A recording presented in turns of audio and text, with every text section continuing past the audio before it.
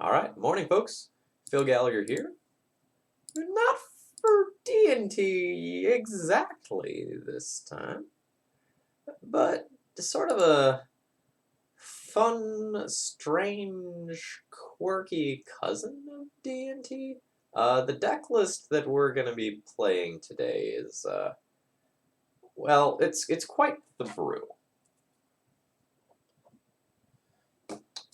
So, I got a donation to build around a card, rather than specifically to play an exact deck list. So the donation I got from Ryan C. was to build around History of Benalia.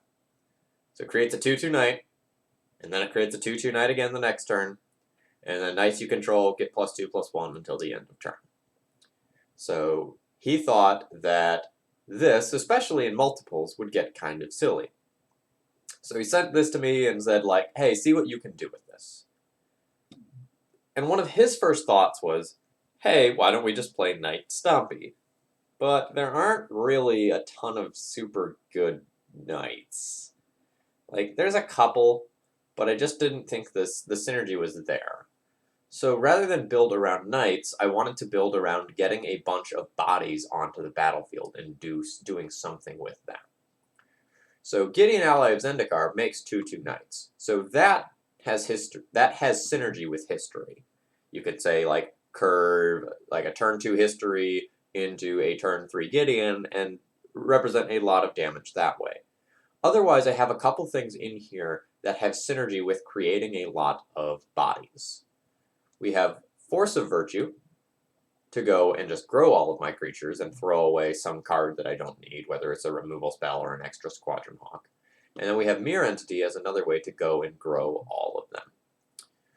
So once I had a core here, I needed some hate pieces, so we have Chalice of the Void and Trinisphere. Suppression Field was something that I was thinking about, and that could be very good in a white Stompy deck, and really a reason to be in a white Stompy deck. But if I'm going and playing a bunch of Planeswalkers that have activated abilities, that's less good.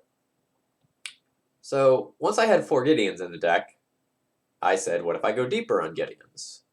And I play Gideon of the Trials. So I can't lose the game if I control a Gideon. And I went even deeper saying, hey, what if I play an Edict? That's a double Edict if I have a Gideon. So I'm not going to claim that this deck is good. This deck is testing an idea to see if the idea has promise. The biggest thing to actually think about is whether or not this approach to a white Stompy deck is better than the approaches that already exist. So something like this would have to be competing with Soldier Stompy, and let me see if XJ Cloud posted a picture of the weird Stompy deck list he was playing.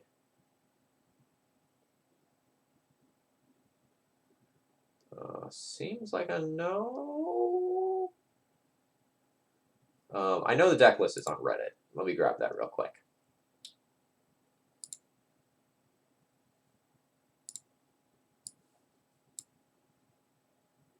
So the deck list he went and posted is a humility deck list that plays a bunch of things that go and give you creatures that create more than one body at the same time. Focusing on Oketra's Monument, which has, I think it makes your creatures cost 1 less, and I think whenever a creature enters the battlefield under your control, you get a 1/1 warrior token or something like that.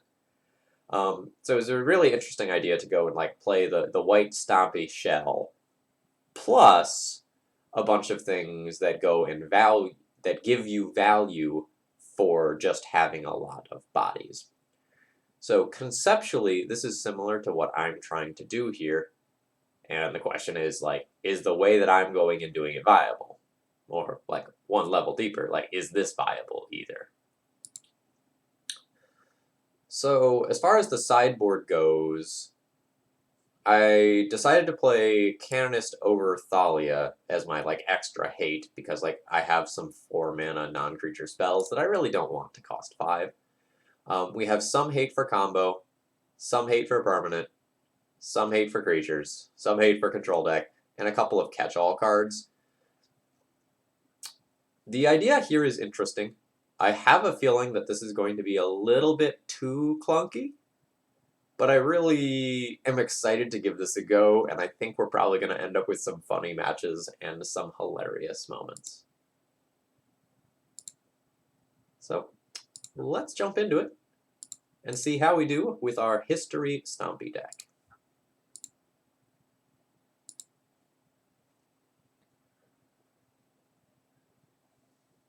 Ah, well that was quick. Didn't even get to launch into an anecdote while waiting. We're playing against the Whoop Orc. I will be keeping this hand. We're going to have either a turn 1 or a turn 2 Chalice, depending on how we want to go and play this hand. Turn 1 Chalice it is!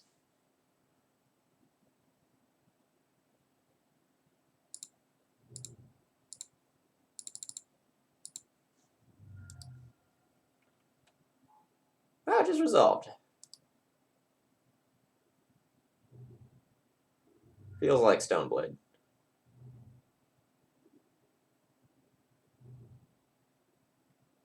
So the awkward thing here is that the removal I've chosen is for attacking or blocking creatures.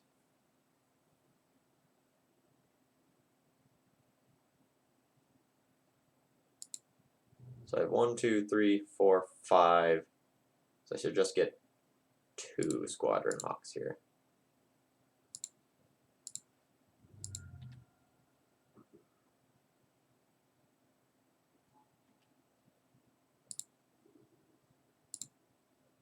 Six, 7.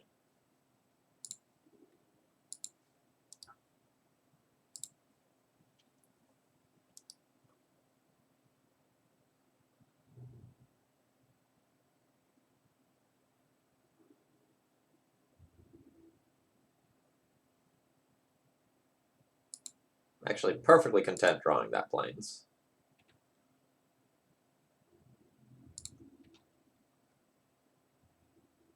And now we wait.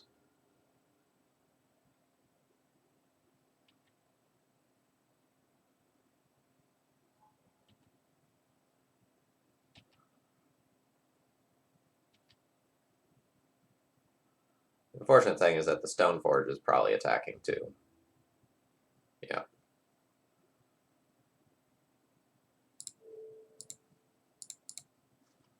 Well, we'll get him over 2 turns.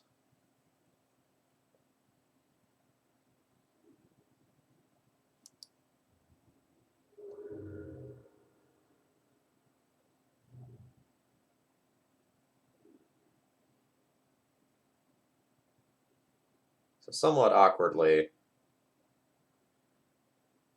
I have to make a choice between, like, edicting the Germ and actually progressing my board more. We're going to pick Edict the Germ, obviously.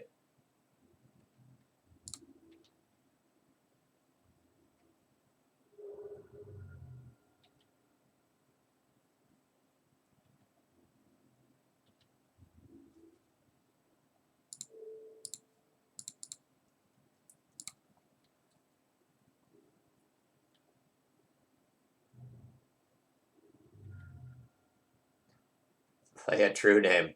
I'll have another triumph for it. I'll be less happy about a Jace, yeah.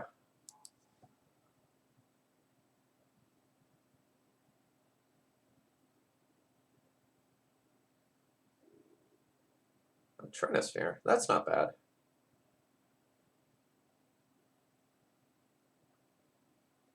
So I'll go up to 5 mana if I do this.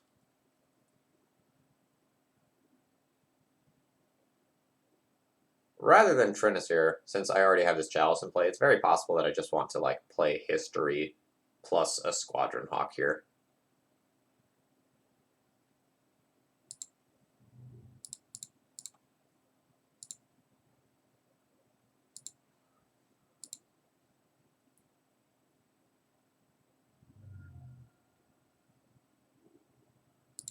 Force pitching a spell snare. Okay. We'll get another bird out of the deck.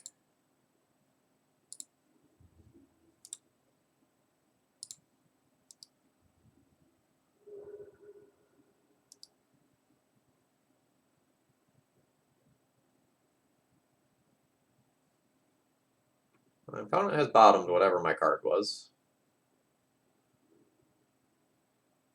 Chrome Mock's not great here.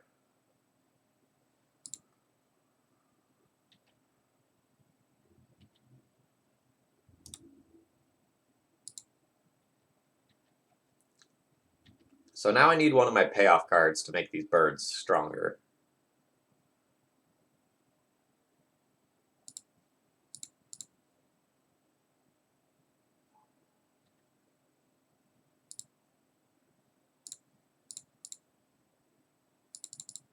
And I think we're just going to kill off my Chrome Mox as a card that has text this game.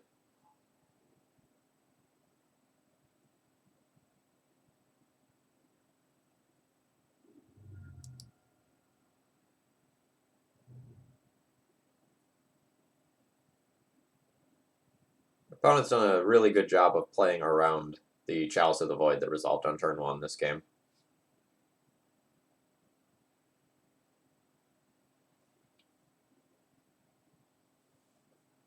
You know, I say that, and then that happens. Okay, there we go. There we go.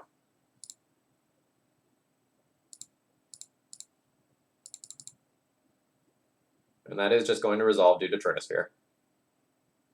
And my opponent concedes to it. Hey, look at that. We did things.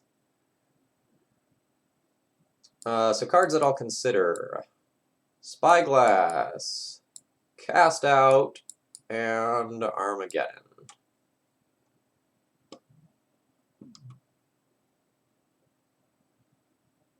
So what is not good in this matchup?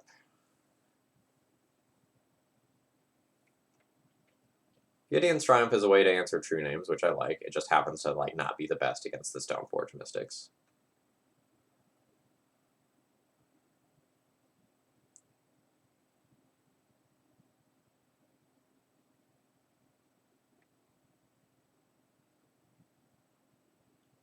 I wonder if I'm just supposed to play this value-oriented Planeswalker plan rather than a Stompy type plan against this deck.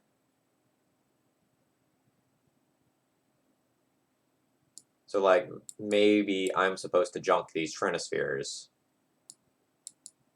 in order to fit this stuff into the deck, and then just trim to get some of the Armageddons into the deck. Maybe not all 3.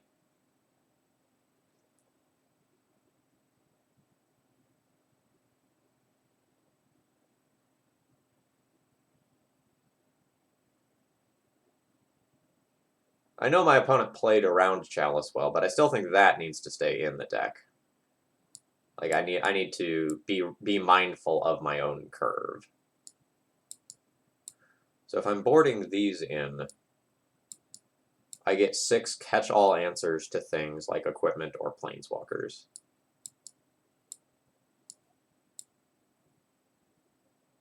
And then I think I might be fine with 2 Armageddons. And maybe I junk my Force of Virtues for them. Let's see how I feel about that.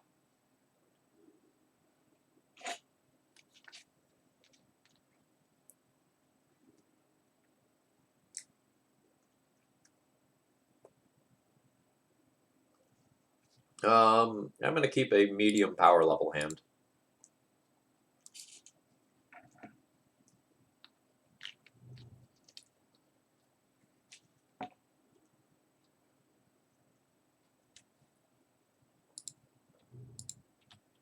I may just cycle this Cast Out depending on what my opponent does. If my opponent does an impactful play, I'll keep it in hand, but if they just pass the turn doing nothing, I would just get rid of it. Yeah, so I'll keep the Cast Out for whatever equipment my opponent gets, which is presumably Batterskull.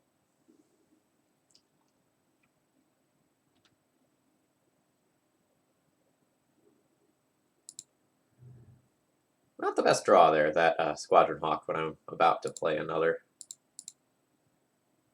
So looking at our hand size, this puts us to 6. So we'll just want to fetch out 1 Hawk to go back to 7.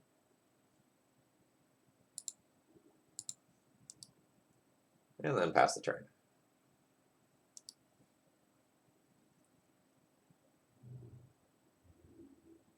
Ooh, ooh, that's in there too. So the question becomes, like, do I just want to play a Gideon this turn rather than cast out?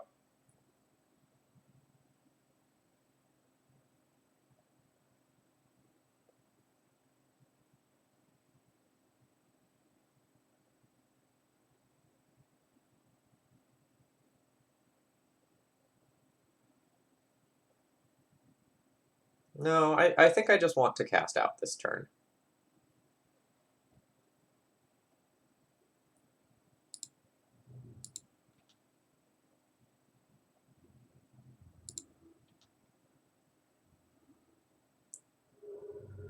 I just don't want that Batter Skull returned to my opponent's hand.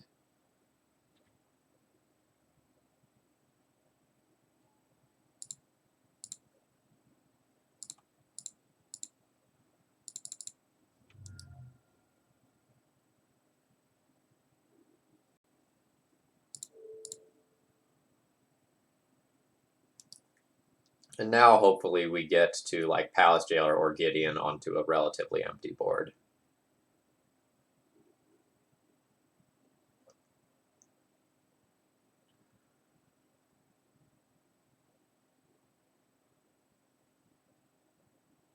Hey, hey, morning.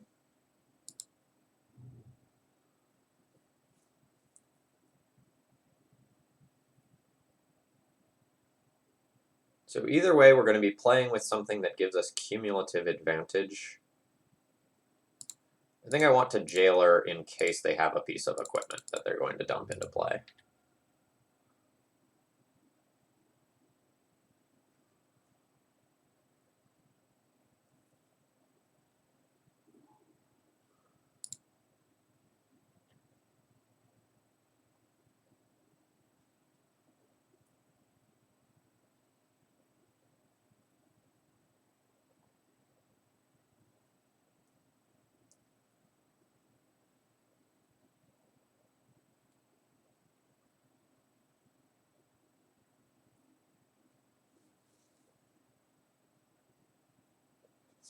Yeah, so Budza, if you click on the left-hand side of the screen, there's a pile of cards. That's the Cardboard Live extension. You can click on that to get the entire deck list. Otherwise, there is a deck list command as well. I think it's !deck list.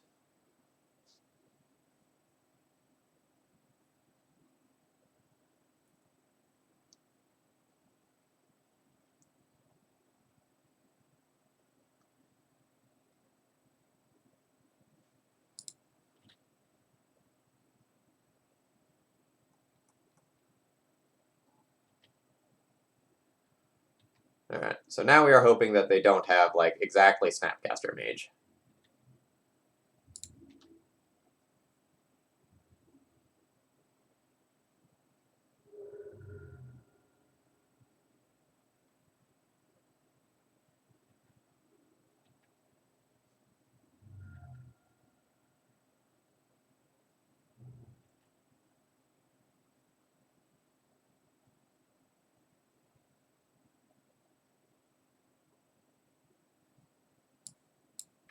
Well, that is rough.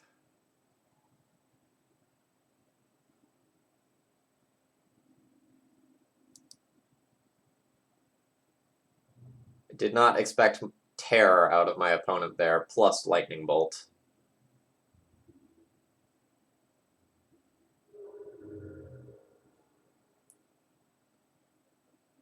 Now, if they have a third piece of equipment, they get it, but I don't think they will. Yeah, they don't.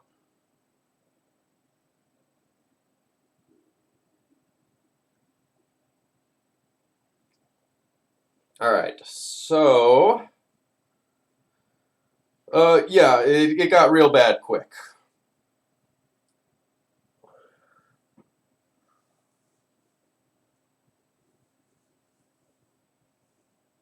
I guess the Jitte is the problem card here.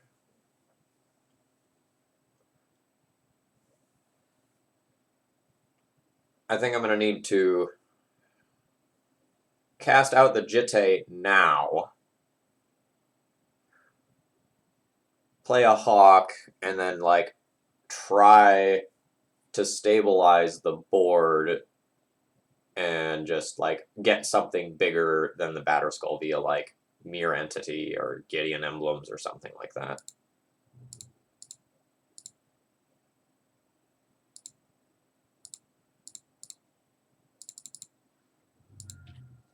Because we can chump block the Batterskull for frickin' ever.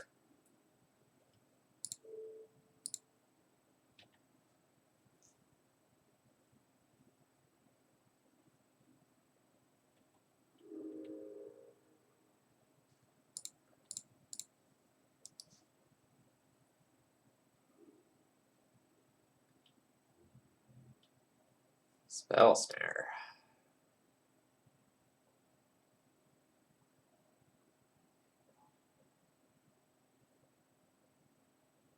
Well, now I don't know that we're beating this. Like, I think we had a very real chance of just beating the Batterskull plus Stoneforge combo. But, like, with Jace involved, so I can't just make a string of tokens forever. I think I'm just going to be dead unless I get Sorceress Spyglass this turn. Alright, well, we play on.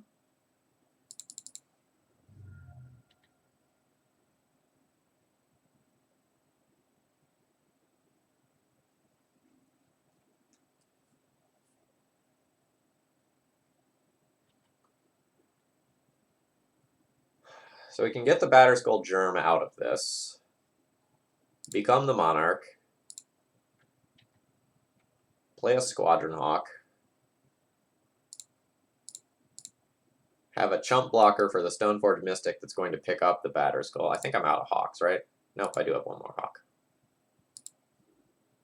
That's right, my one last turn got snared.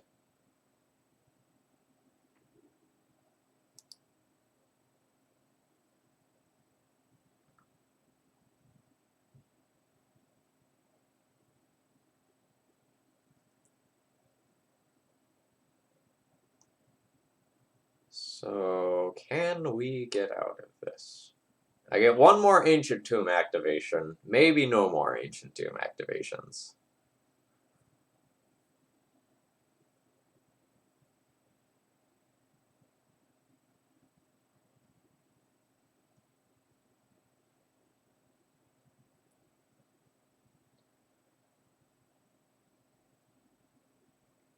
One of my best paths to victory may involve just, like, playing out a Mirror Entity, passing the turn, and, like, somehow getting to untap with it and turn my entire team into, like, 7/7s. Just kill my opponent in one go. Batterskull just represents so much life right now.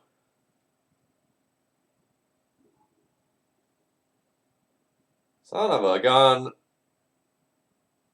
They get to blow up my cast out again.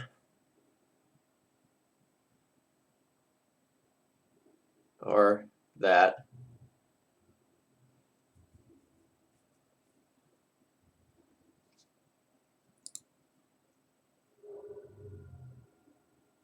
So, for the record, I was at 3 life, right? And they used a lightning bolt to kill my duder.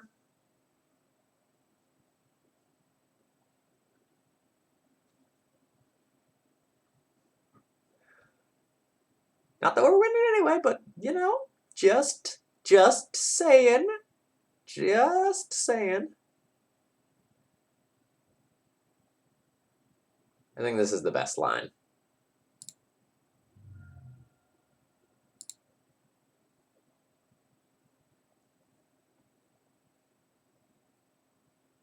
So, my artifacts, become a little worse knowing about like exactly the wear tear. I can reconsider the Trinispheres on the play. And I can also consider like one more Armageddon on the play.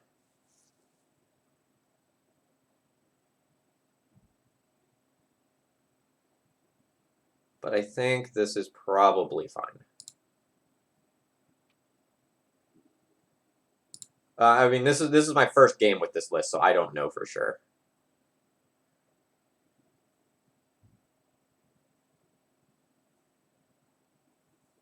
This is a medium hand where if any one of these cards were missing, I wouldn't really notice. We do have the potential of curving this into Gideon, which is cool, but I think I'm going to mulligan this one.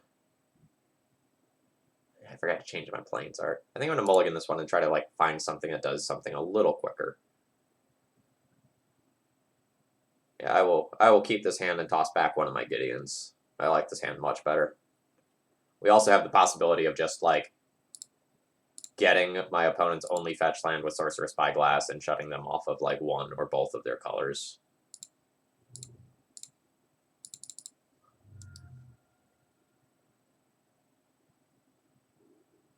Force of Will. Alright, so that would have worked.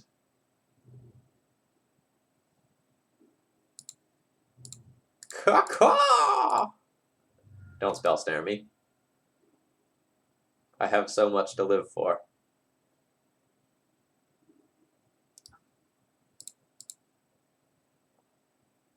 Alright. Opponents had a really good series of counters for what I've got going on. Do they have Stoneforge as well? As long as we can resolve this Palace Jailer, this Stoneforge is not a problem.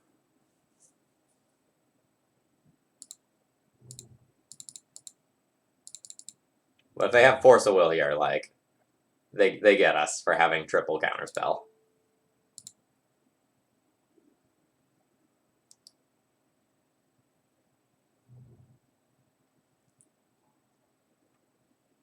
Alright, that is an annoyance. This is going to be pretty good. The issue is that my opponent's going to get their Jitte back.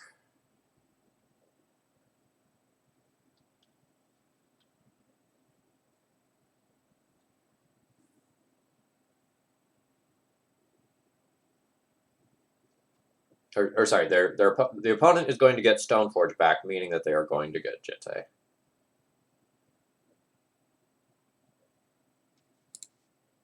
So I think I'm going to play out my turn like this. So this is match 1. And it's going to be a nail biter. My opponent is going to attack and get a Stoneforge back.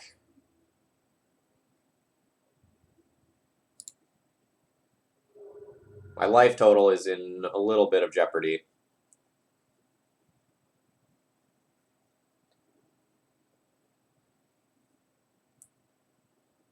But I may just, like, race my opponent.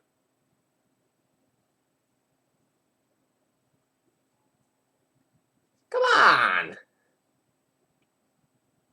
Let me have some things.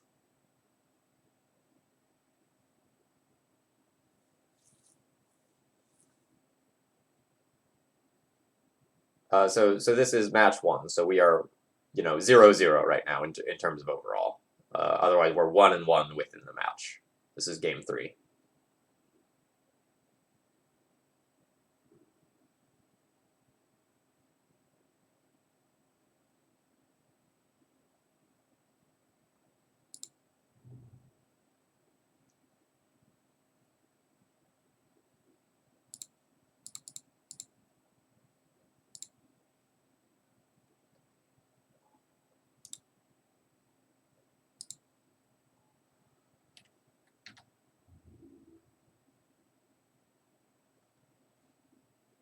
So I guess my Mirror Entity attack is free.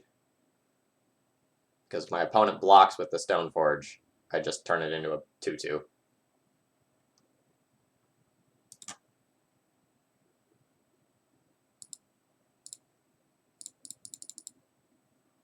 Yay, onboard tricks. Now, if my opponent just goes like land plus the Jete, it's inconvenient because they can kill the mirror entity, but that was going to happen anyway.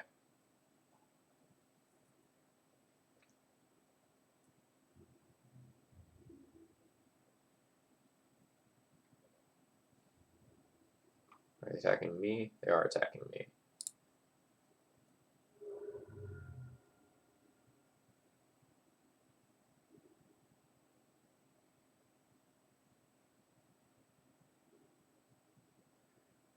Alright, are there any circumstances under which I can kill my opponent this turn before they kill me? I can turn my team into 3/3s, that's not going to work. I can emblem plus Gideon attack.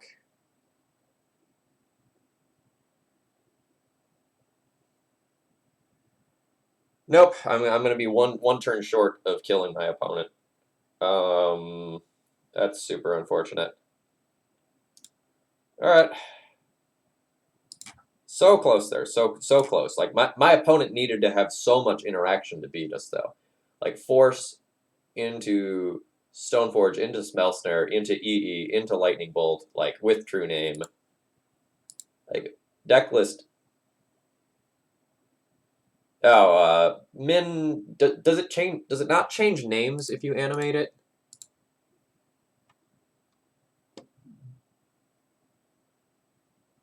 Oh, okay. So the problem is that's still a planeswalker. Okay, I see. I thought there was like a creature versus planeswalker sort of issue going on there, but you're right.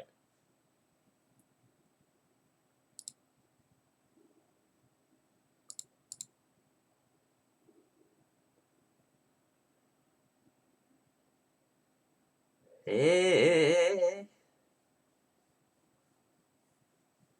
I'm gonna ship this one. I think it's pretty average looking. Snap, keep this one, and throw back the second Ancient Tomb. Chalice into Trinisphere. Let's go.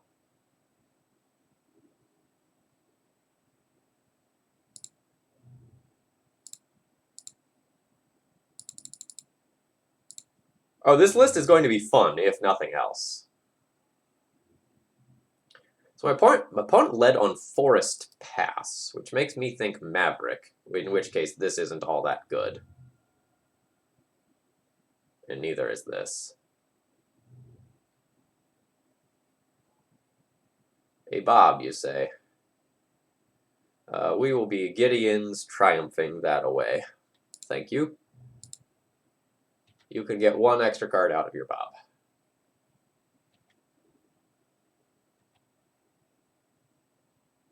Oh, Tranquil Thicket. So maybe not Maverick, maybe actually just like 4-color Loam.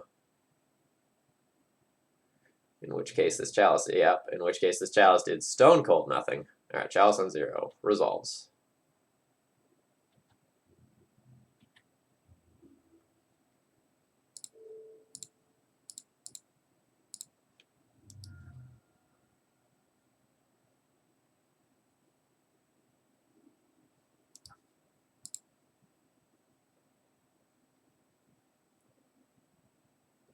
You're in end of combat.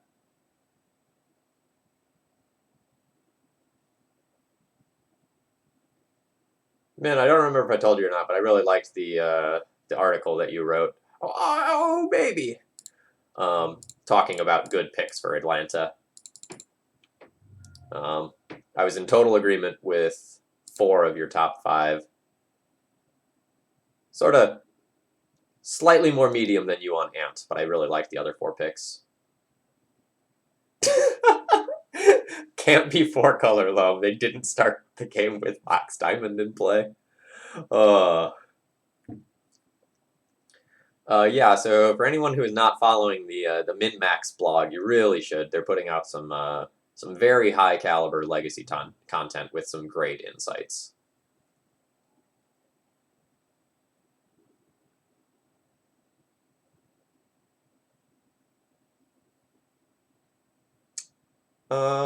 I think I just want to like vomit Hawks onto the board.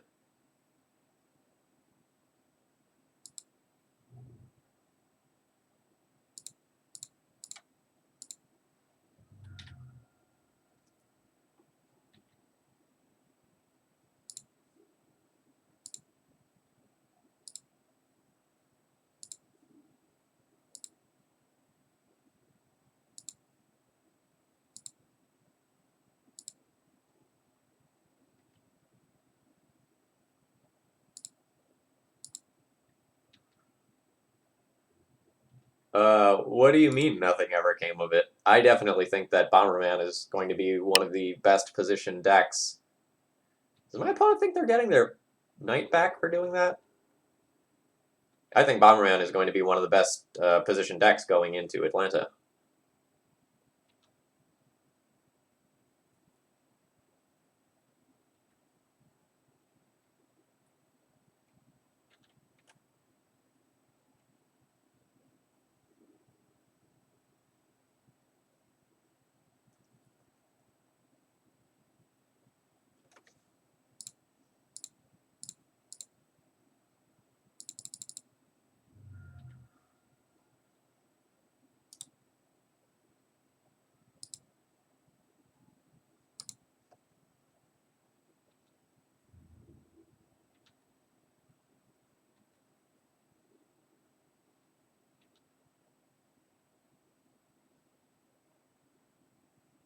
Sure, but Bomberman is probably the best Chalice deck, right? So if you're losing points in mirrors and pseudo mirrors, but gaining points.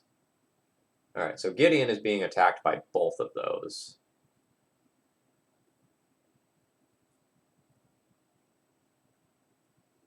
So the real question here is, does my opponent have the card Punishing Fire?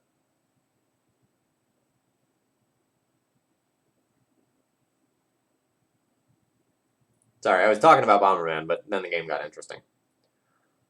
I really kind of want to take the Scavenging Ooze off of the battlefield because it is going to become bigger than the Tarmogoyf over time, and the Tarmogoyf itself I can beat down with Gideon, like Gideon or other Gideon. But yeah, man, that was kind of my exact thought. If you can go and bully the rest of the format, but lose ground in the mirror or pseudo mirrors, I think that's an okay place to be.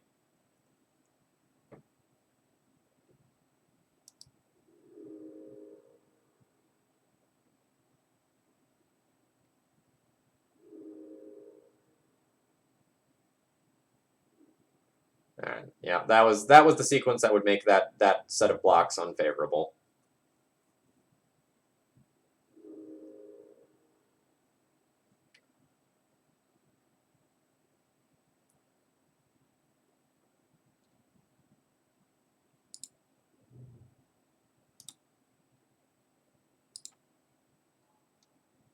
So this gets to like bubble a creature, so it can't do damage, right?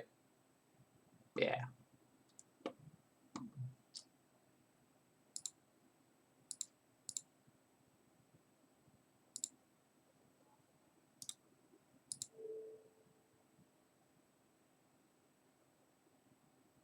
I guess you're the more threatening one.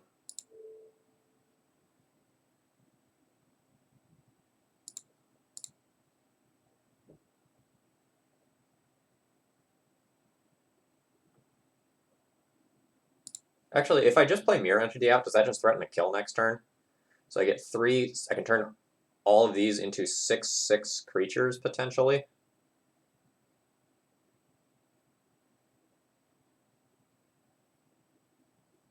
Six, 12, 18, 24, depending on what my opponent would do, but more likely 18 damage.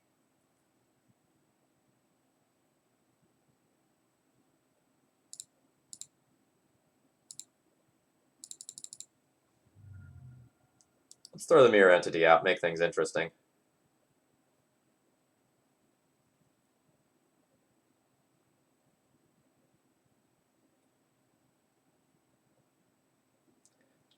Yeah, I wouldn't be betting on Loam as a deck in Atlanta, but I would be fine betting on specific Loam players doing good work in Atlanta.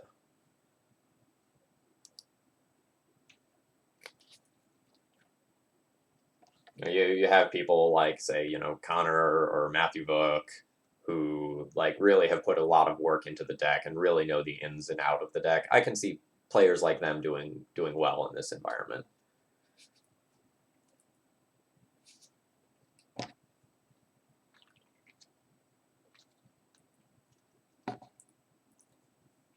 Like if we're expecting decks like Depths, Reanimator, Rug Delver, Bomberman. Like Loam has tools to fight back against a lot of those. Like you have Chalice for Bomberman. You're usually playing 3, maybe 4 ley lines.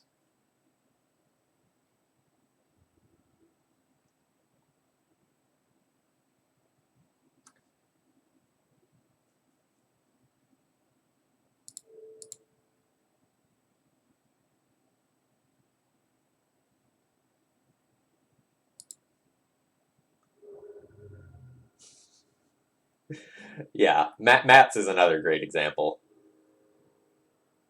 Ooh, Force of Virtue.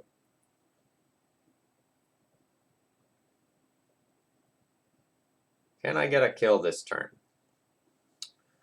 So I can turn all my creatures into 6/6s. So that's 6, 12, 18 plus Force of Virtue.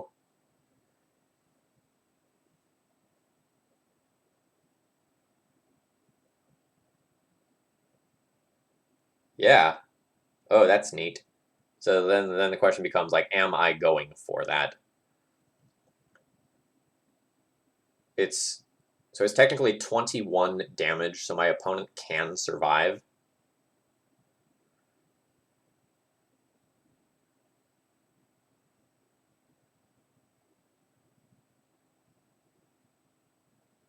It's a little rough if my opponent has... No, I don't think they have a removal spell. All right, let's go in. Oh shoot, yeah, you're right. You're right. I can't Virtue on my own turn. So I guess that means I should just set up for the kill next turn.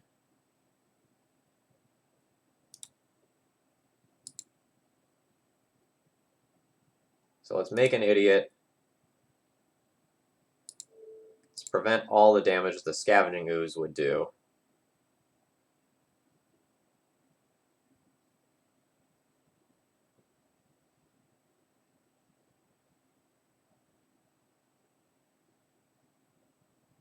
I can play Hawk, Hawk.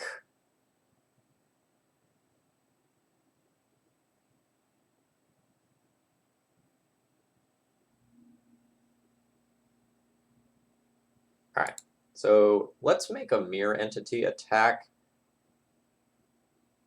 Well, maybe not, because like my opponent will just like eat a bunch of stuff and then I'd have to like actually eat up my mana.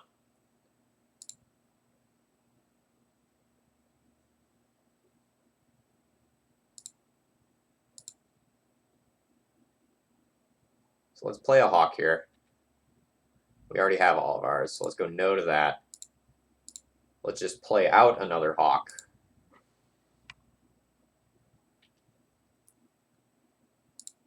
Go no to that. We've used both Gideons, so we'll just pass the turn here.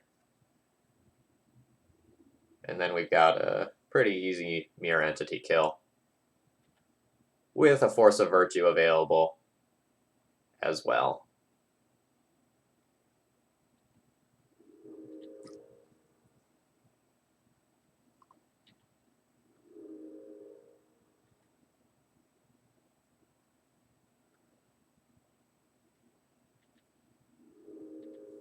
I mean, let's put it this way. I played Bomberman rather than Death and Taxes at a paper event last weekend. Because I think the deck's really well positioned. I also think the fact that it's like $900 or something like that online really discourages people from giving it the testing that it deserves. Like, it's outside of the scope of most like loan accounts. If I didn't own a bunch of the stuff for it already, even with my $500 like card holder loan account, I couldn't actually borrow it. All right. So our Trinispheres and Chalices are bad cards. We'll want to pull those out.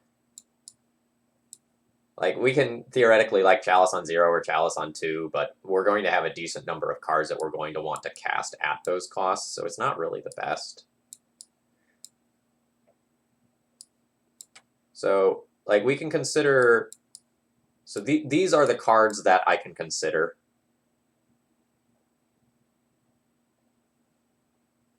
think the rest of the stuff that's here is fine. Like we're playing a value-oriented plan versus their value-oriented plan.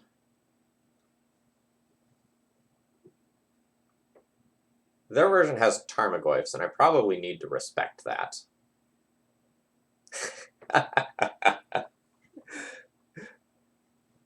Yeah. I think Red Prison's positioned okay.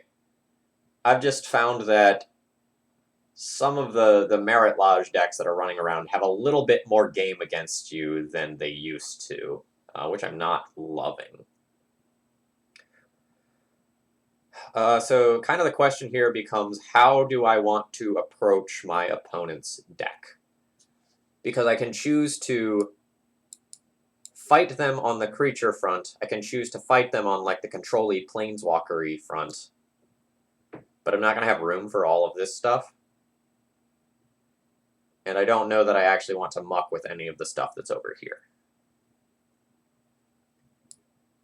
Cast Out is coming in for flexibility.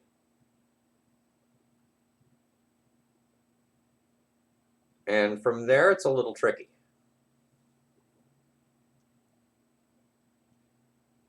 I'm definitely not going to want 3 Rest in Peace. And maybe it's that I don't want 3 of anything and I just board a little bit of everything.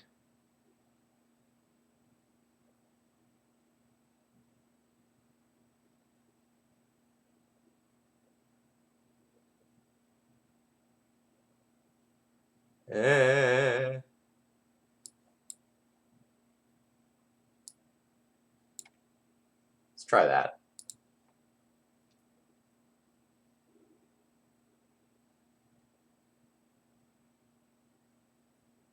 This is a hand that I'll keep. We're probably tossing the redundant Rest in Peace or the Mirror Entity under Chrome Mox.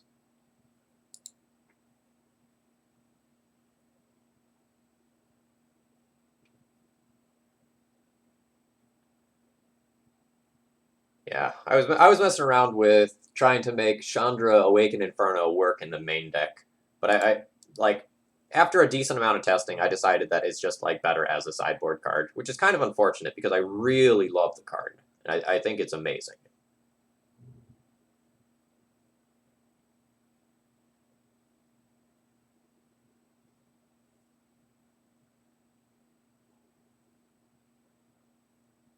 Well, good news for Phil fans. We have Sorcerer's Spyglass.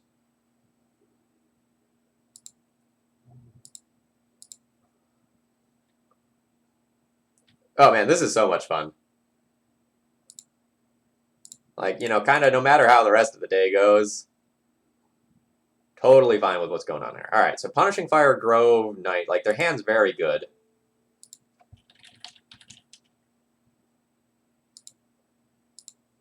But our Rest in Peace is going to do a lot of work at dismantling what otherwise would be a very strong hand.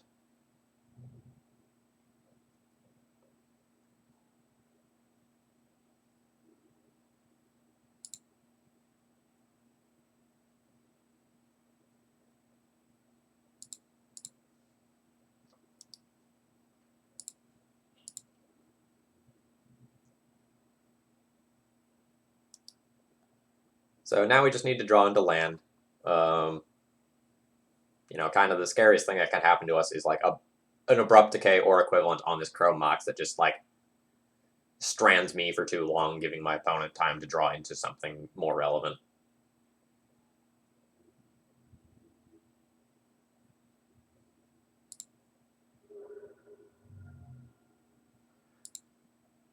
Yeah, I don't think you know to play around Gideon's Triumph, you know.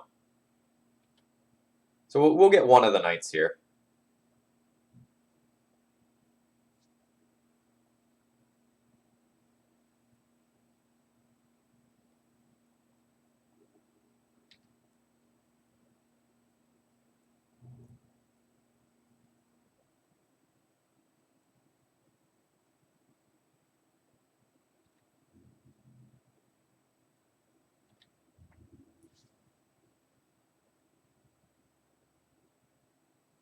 Interesting.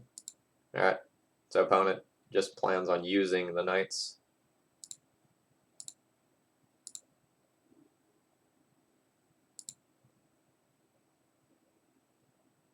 No, I don't think my opponent is playing around Gideon's Triumph. I think they are planning on using the knights for some reason.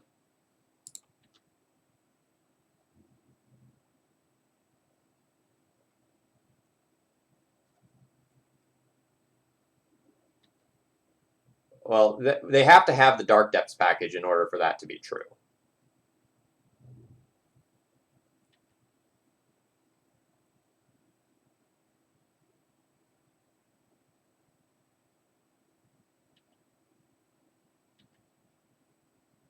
Right. Blast Zone doing a lot of work there.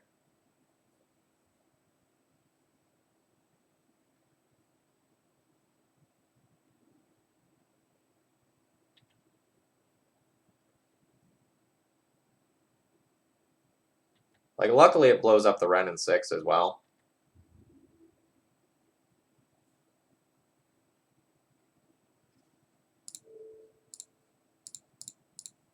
Got one.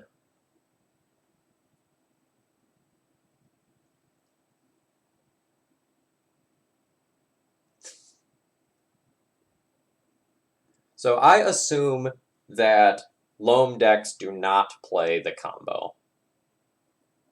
Just kind of like based on my experience with the deck, I think that the like Dark Depths combo is usually unnecessary and kind of detracts from the primary things that you need to be doing.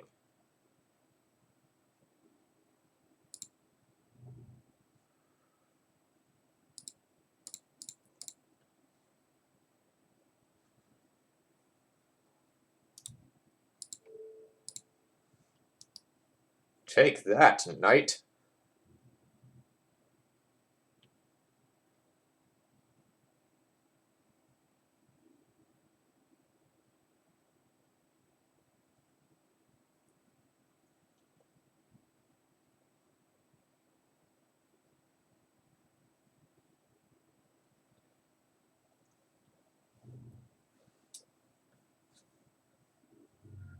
That hasn't necessarily been my own experience.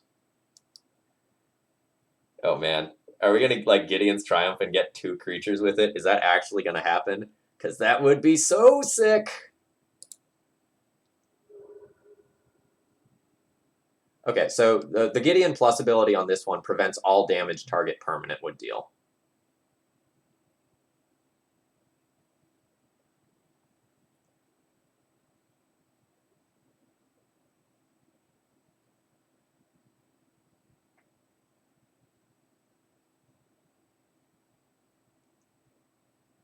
So it's a question of like, do I want to mirror entity versus do I want to go for like super blowout?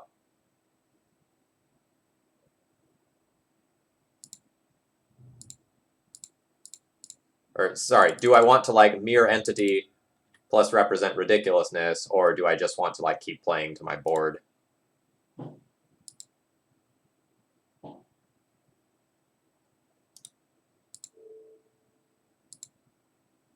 I think I just want to keep playing to my board and then get a less telegraphed Gideon's Triumph blowout.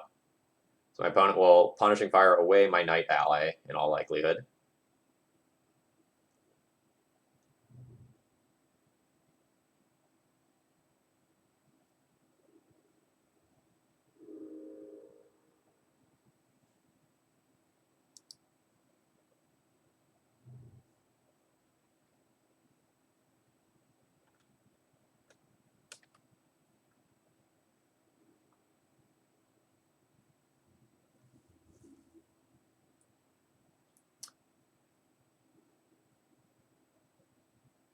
X-Ray's been doing some interesting things.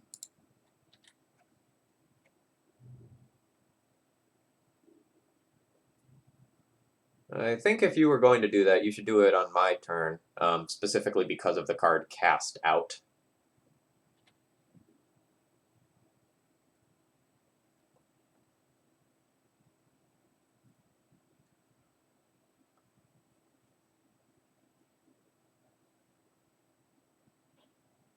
So I need to keep in mind that Punishing Fire is a thing.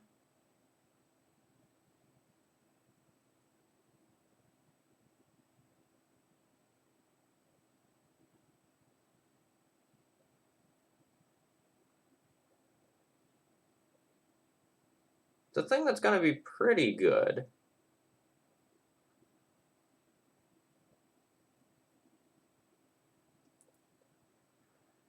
So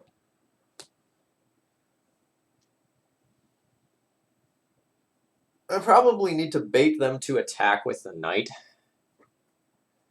I can do that by like plussing my Gideon, attacking in, crashing in for 7, put them to 11. That exposes my Gideon to an attack from the knight and gives me a chance to Gideon's Triumph. If they don't Gideon's Triumph, they can't kill my Gideon. Or sorry, if they don't attack with knight, they can't kill my Gideon.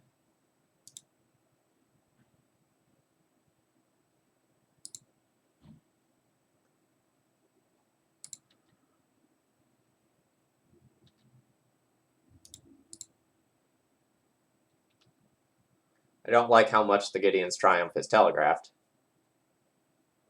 Oof. That's rough. I did not play around the sideboard Swords to Plowshares.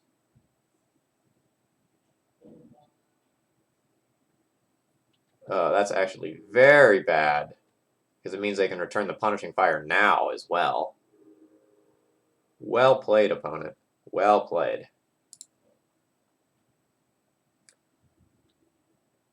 Now I think I need to hope that they attack with the knight so I can Gideon's Triumph it away. Playing any of these creatures currently doesn't really do much.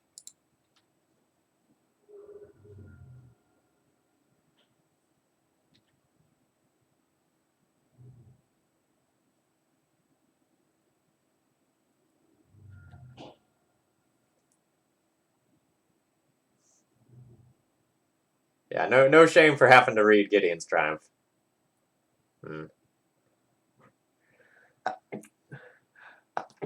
Excuse me. So this is going to be a get rid of Mirror Entity moment.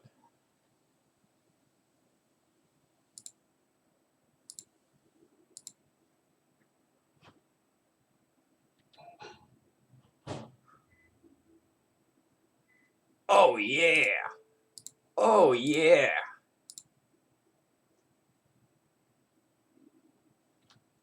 Alright, we got the knight, which is what I needed to happen. Okay. Decision time.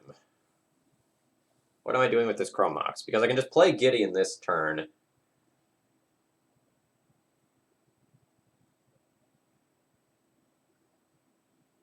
Gideon Emblem. Or I can just like play Gideon.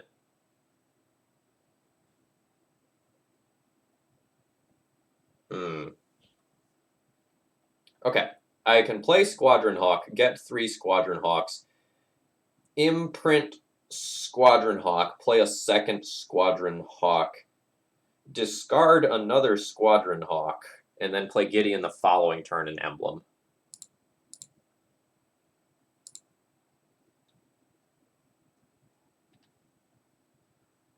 Bird Ancestral Recall resolves.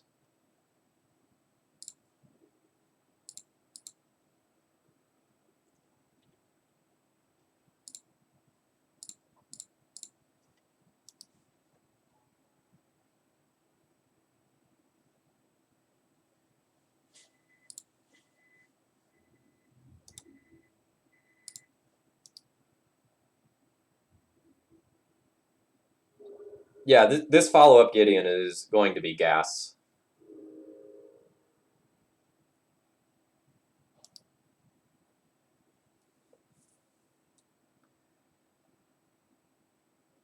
Rest in peace to deal with this Punishing Fire would very much be appreciated, though.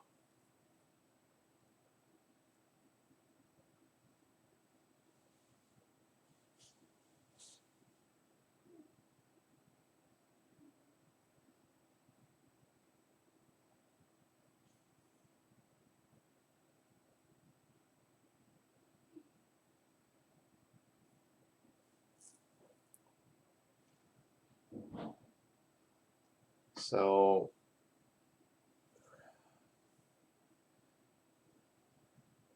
Getting a Gideon emblem puts my Knight ally token outside of range of Punishing Fire, but not my birds.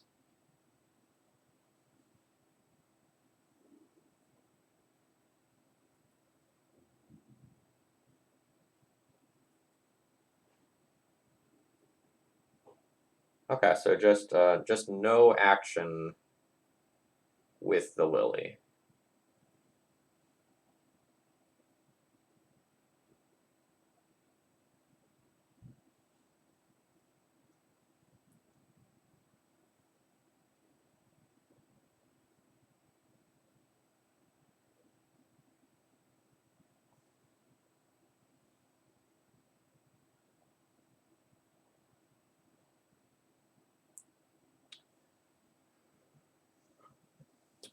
So I can attack the Squadron Hawk with both of my idiots.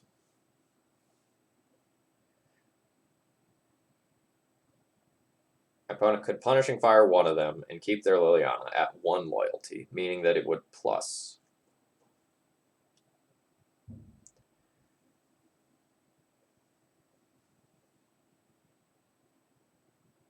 Okay. So I think what I want to do is attack Lily with both and force the Punishing Fire.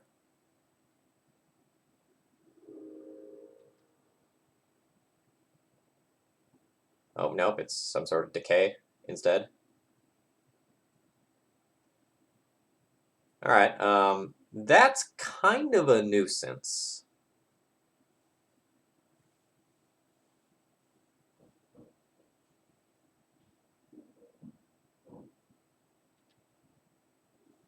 That occurs.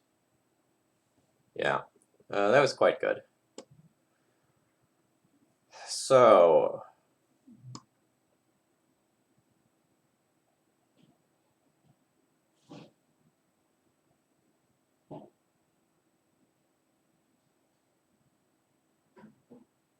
do I just want to cast out this Lily? I probably just want to cast out the Lily, rather than, like, try to do something else. I don't think I want to lose any of my cards to it, even though the Squadron Hawk isn't the best.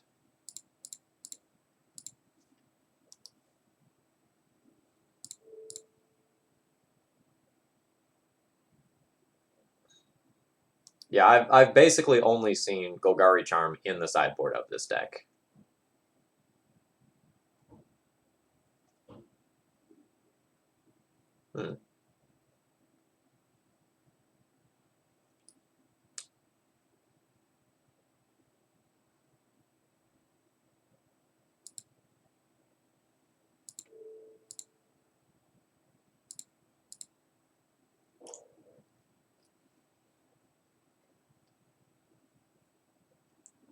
So we're just going to try to play this game in a way where, to the best of our ability, we invalidate my opponent's Punishing Fire.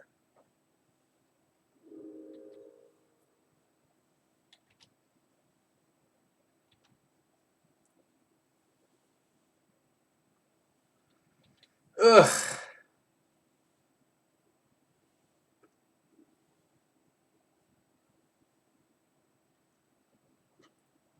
So if I play Gideon and 0, my opponent Punishing Fires the token, returns Punishing Fire,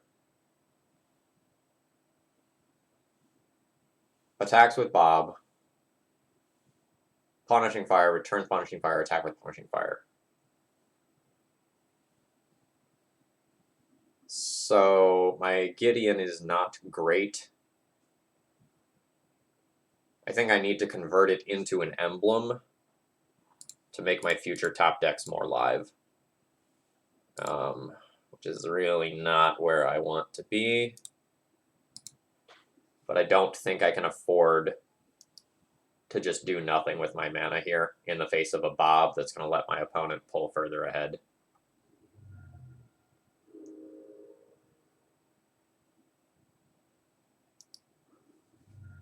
Okay, Deluge in the hole makes that feel worse.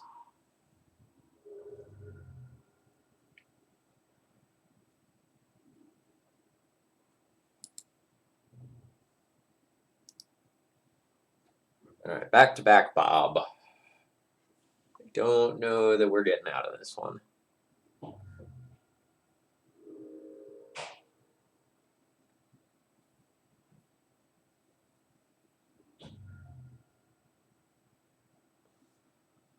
It's not like I could have saved my Winds of Abandon for Overload either.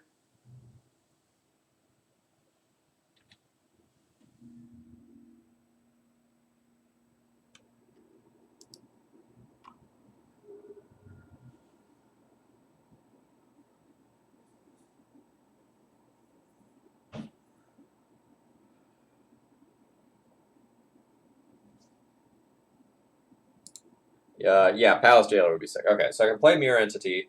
If my opponent Punishing Fires it, I can tap 3 mana to save it, but then it'll just die the next turn. I think I'm going to have to just hold off.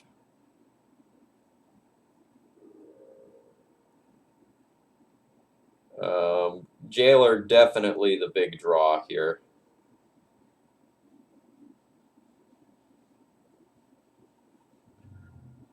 Oh, I don't keep track of my constructed rating at all because I'm playing a lot of decks like this for the stream.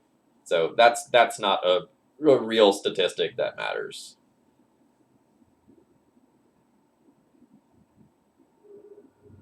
Like I goof around with bad decks too much for that to matter.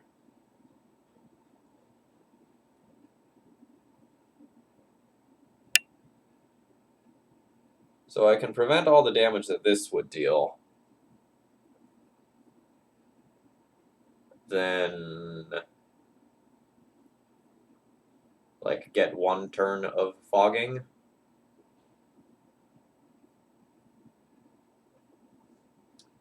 I think I'm going to scoop this one up and save my clock for the next game.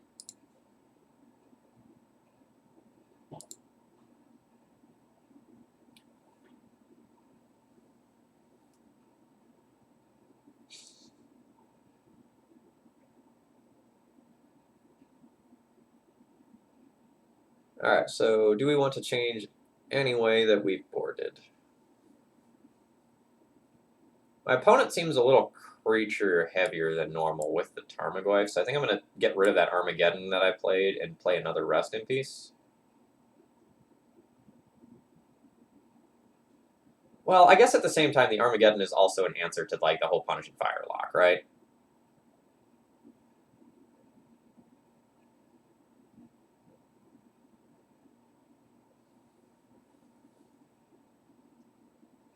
I know that my opponent has Goyf plus Knight plus Loam plus Tarmogoyf, so I definitely want all 3 of the Rest in Peace. Yeah. I'm just worried that so much of my curve is up here that Armageddoning against this deck that also has, like, artifact mana may not be optimal.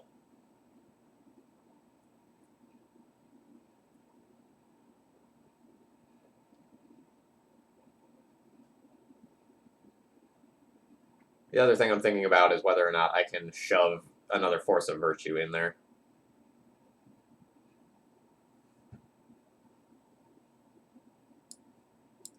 Kind of like trimming one of those for one of those.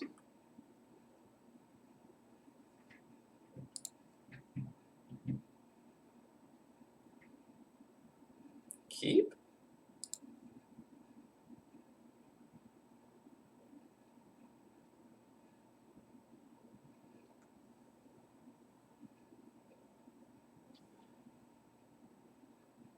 The hand's slightly awkward.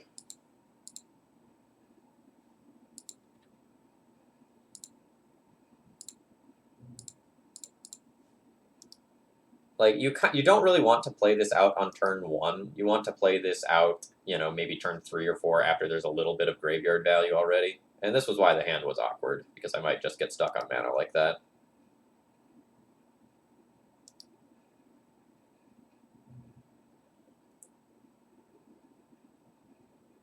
Alright. I'm not going to play out the other Rest in Peace because my opponent showed us Blast Zone previously, and I want to limit the amount that I can got by that. Alright, hello, Bob.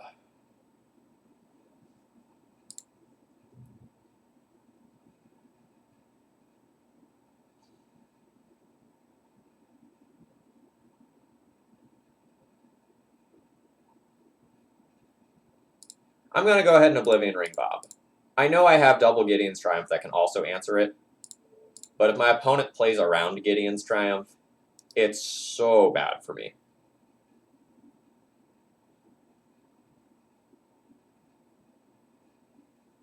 I accept that if they just go like Lily this turn or something like that, that it's horrendous for me. Nice.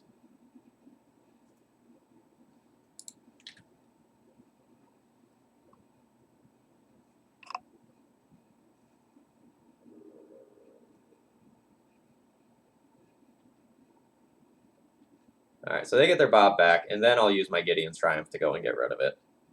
Hopefully they actually attack with it. Alright, Tranquil Thicket. Sure.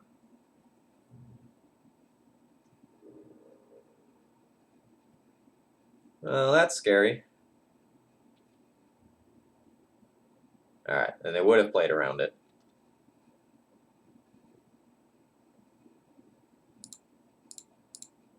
Alright, we actually get to see this card potentially do some work.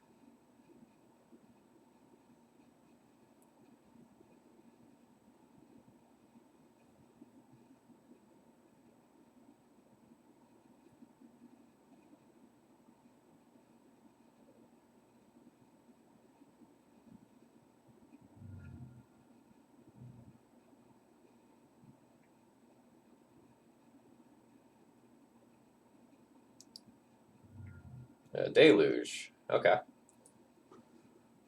Between like Deluge, Bob, and Library here, this is a great example of how to use your life total as a resource in a game of Magic.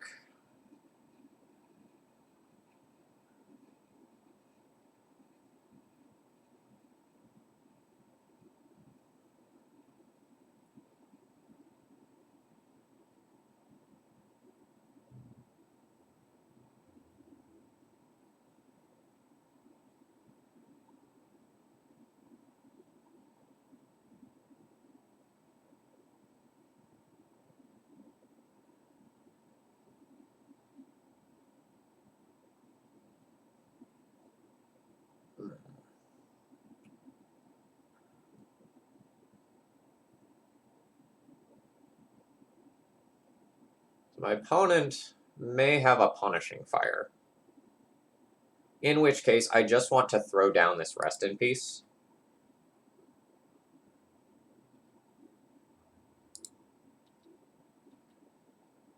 Rather than, like, play out the Gideon of the Trials. Like, my opponent took the time to go and remove my Rest in Peace, so it represents at least some degree of value to them.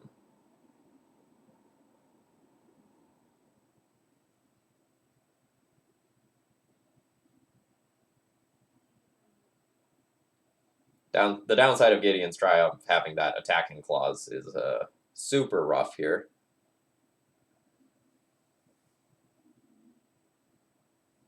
The good news is that the Blast Zone isn't amazing on board, because if my opponent blows up 2 to get rid of my Rest in Peace, it also takes their Sylvan Library and Bob, which I'm actually pretty happy about.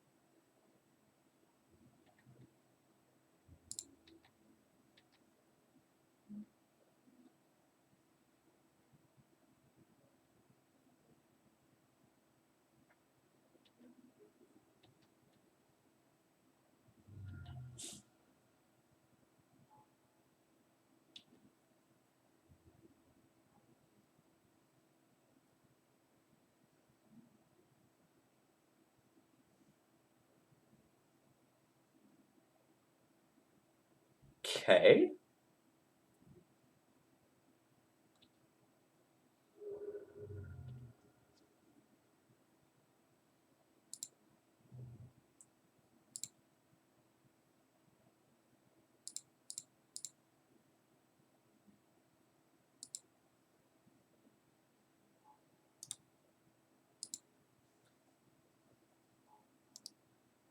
That makes me think.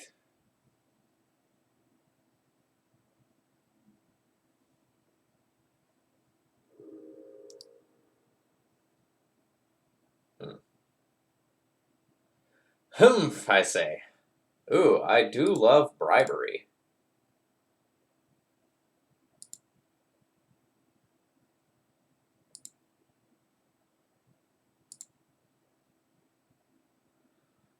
So what is your bribe for?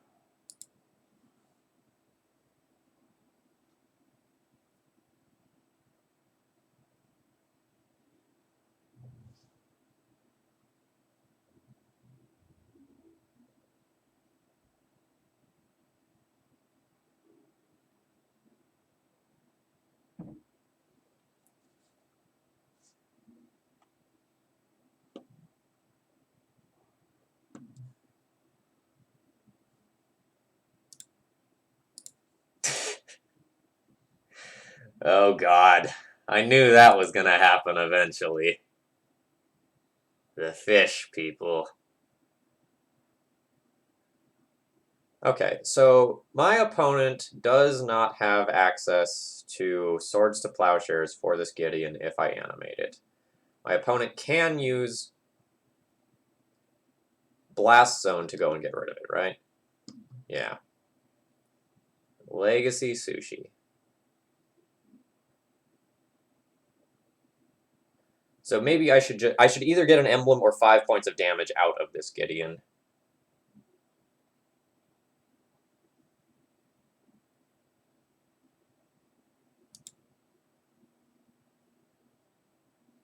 I guess it's 5 points of damage, and make them use the Blast Zone on it. Because I don't think they have the Grove right now.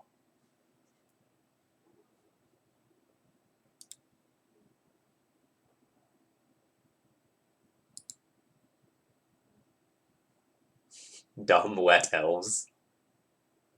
Solid.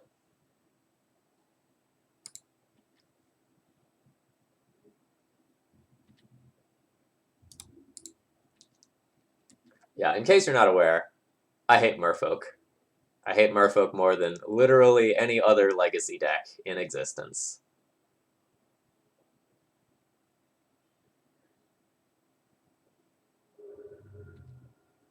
And of course, due to my hatred, I will immediately 5-0 with the deck without fail.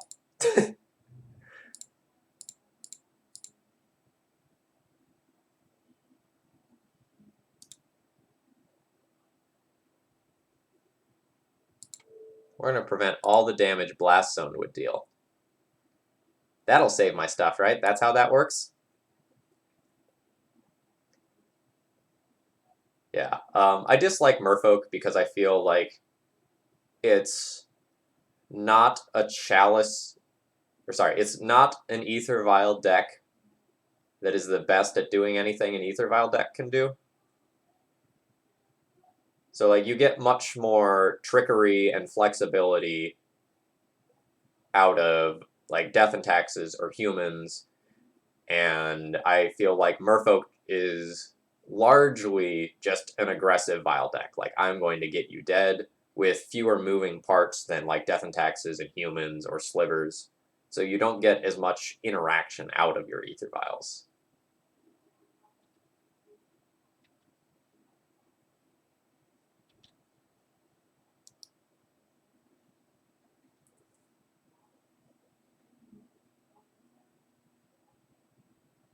I also need to start watching my clock here.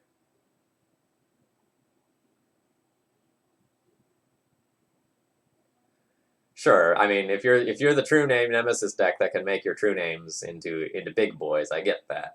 Whether or not you're actually the best True Name Nemesis deck, though, that's a different question, right? Because, like, Stoneblade supports it better with equipment.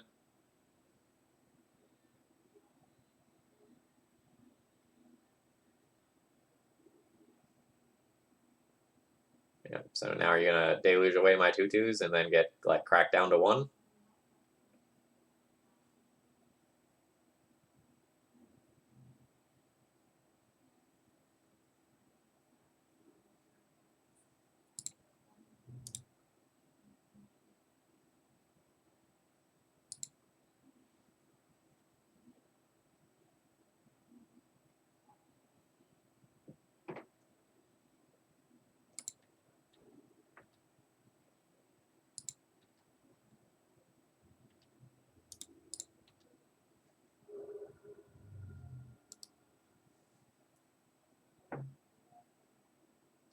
So we're gonna run into problems versus a Punishing Fire.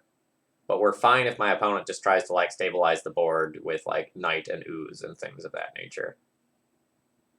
This is a really good deluge for my opponent.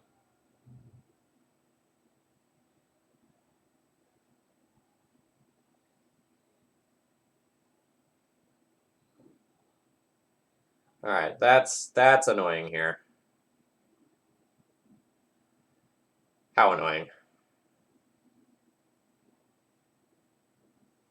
So I just got back Blast Zone, so my opponent can use the Cast Out to just go and get rid of this. So Cast Out doesn't actually answer Run in 6. I need to cycle this, unfortunately.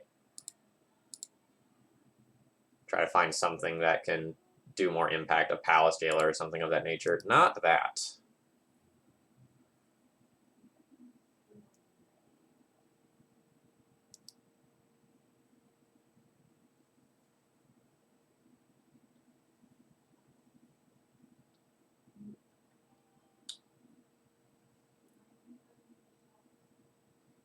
Blast Zone doing so much work here. Yikes.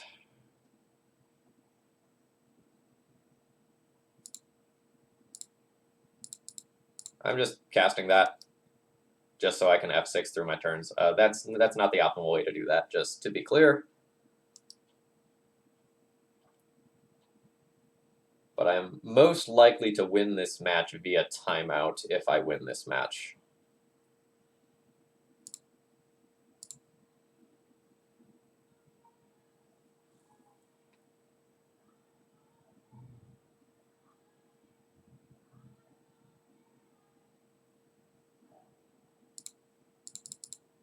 Oh, baby.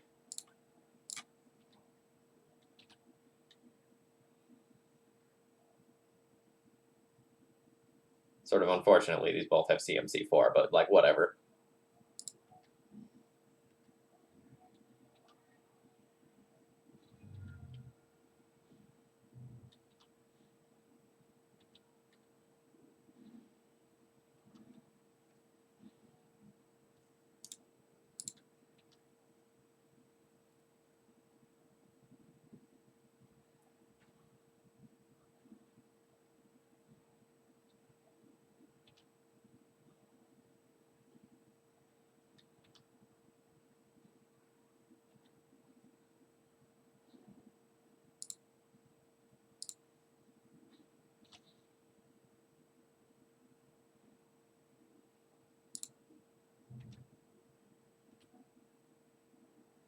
Nice.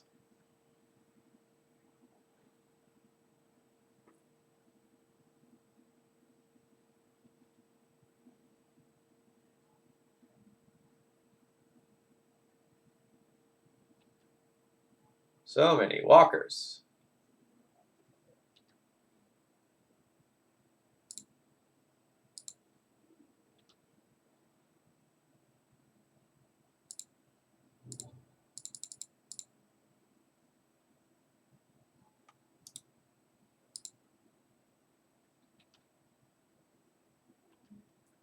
Draw another Gideon's Triumph.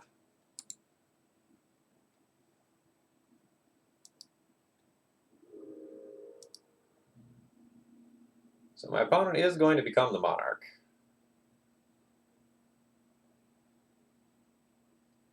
And destroy a bunch of my permanents. But can they actually kill me? Oh, I will sacrifice this pile and keep my lands.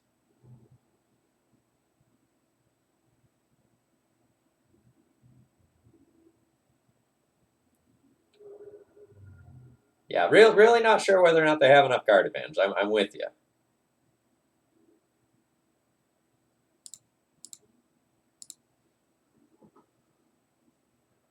Okay.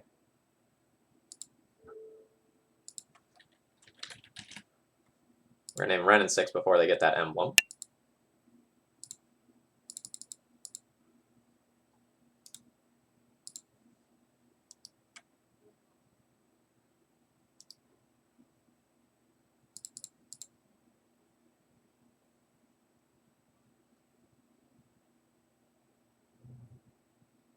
So the other thing my opponent needs to be conscious of is, like, their life total. They are at 2.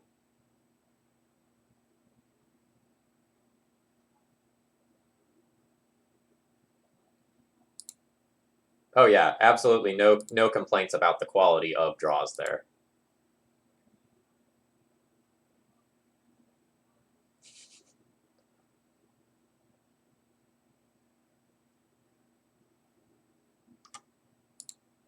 Speaking of no complaints about the quality of draws.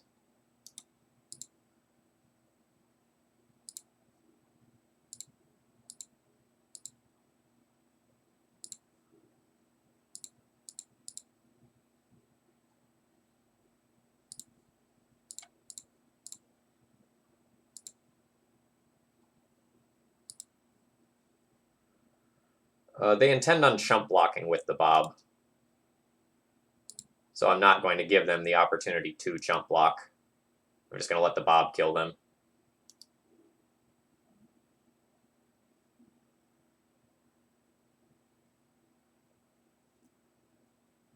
I have lethal in the air with any one of these Squadron Hawks surviving plus Gideon emblem.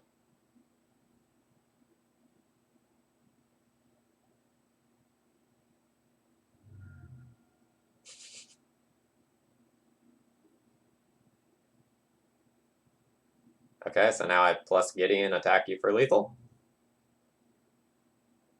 What a game. What a game. There's a really interesting match. Very intricate.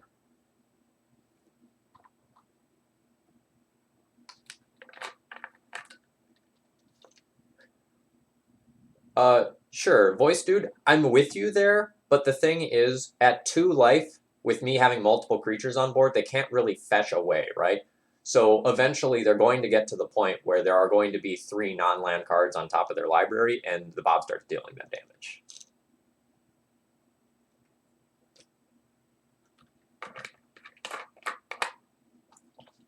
So, like, with us at 20 life and my opponent having no actual clock to speak of,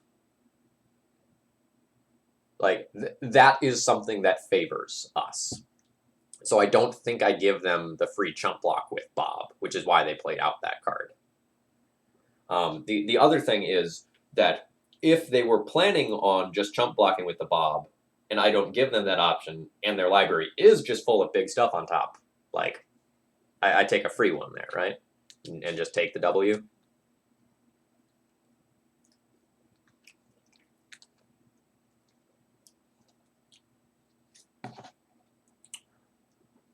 So, Echo, my opponent couldn't Toxic Deluge for 2 to take all of my creatures off the board, and my opponent couldn't Punishing Fire out my entire board, so it's fine to just try and go wider and make it so that they can't string together multiple removal spells and prevent me from killing them. That was my reasoning.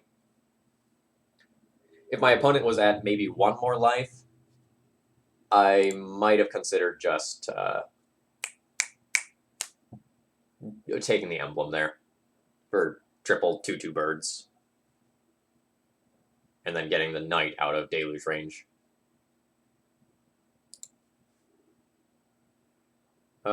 Keep.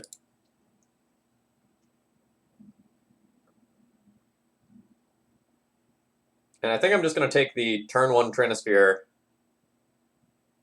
turn 2 Gideon line, imprinting my history of Benalia.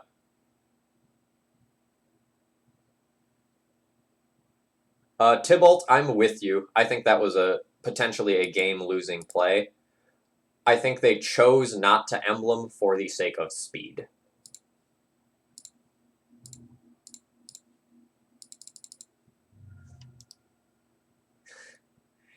Change about me.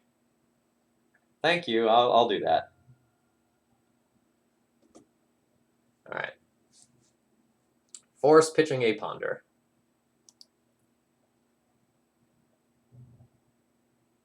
I am now in Shelby, North Carolina.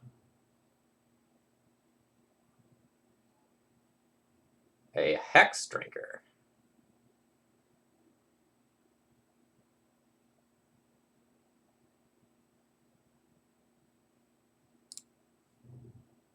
I think this is a fine opportunity to stick a chalice against whatever is going on over here.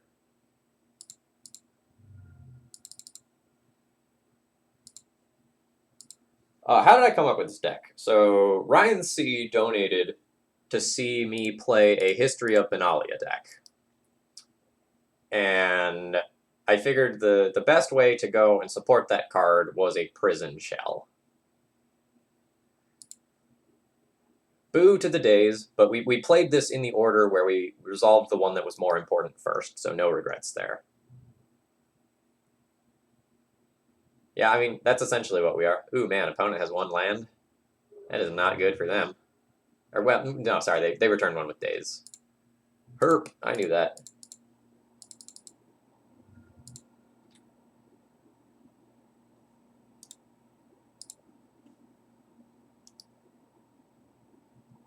Yeah, I'm teaching in a place called Mooresboro that is half an hour away from where I'm living. So I've got a little bit of a commute.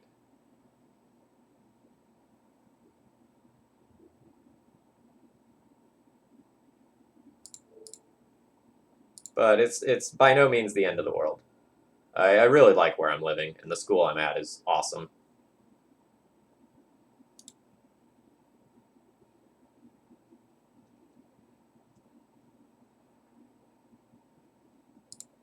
Do I just want to hit my opponent this turn? Just like whack them for 5?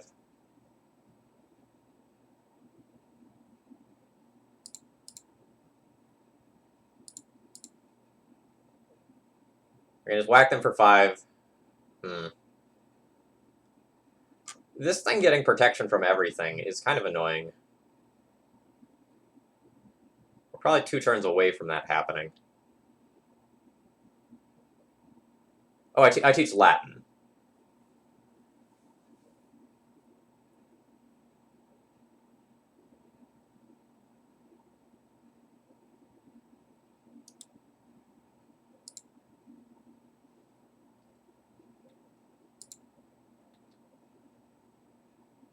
There is no protection from Gideon's triumphs. I'm with you.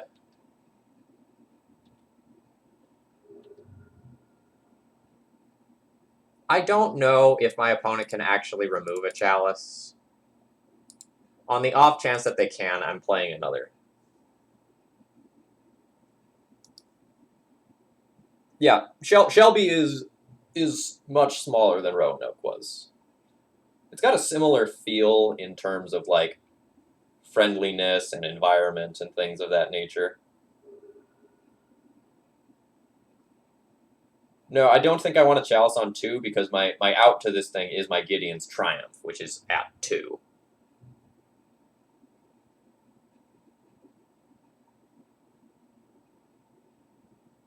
Ha ha ha ha ha ha ha ha ha ha ha ha ha.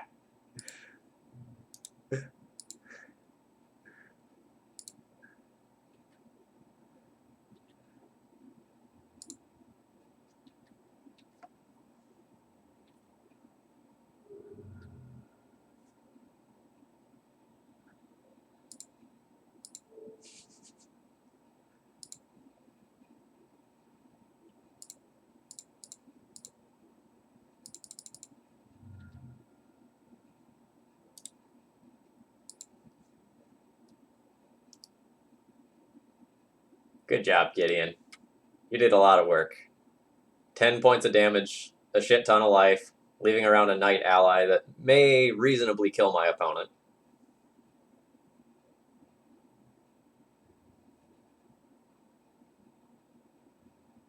No, I've lived in a handful of small towns, like Mount Vernon, where Cornell College was pretty small.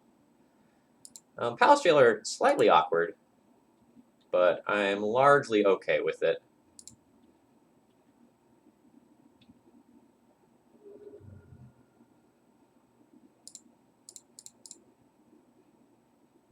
I'm not gonna take 2 to, like, leave up mana for Gideon's Triumph if I draw it. I'll cast it the following turn if I happen to draw it right now.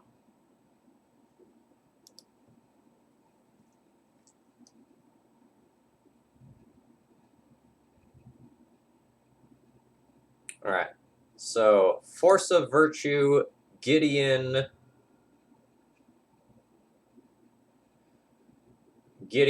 Triumph are the outs here. Chalice of the Void is not an out. Oh, that's so unfortunate. We got so close here.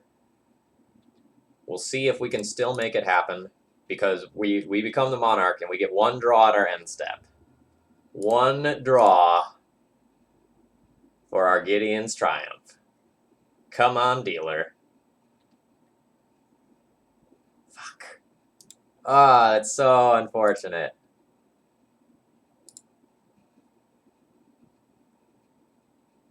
And my opponent, like, only cast a Hex Drinker and a Counterspell that game, and the Hex Drinker just went all the way.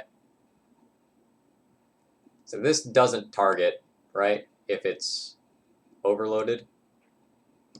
Yeah. So I probably want Winds.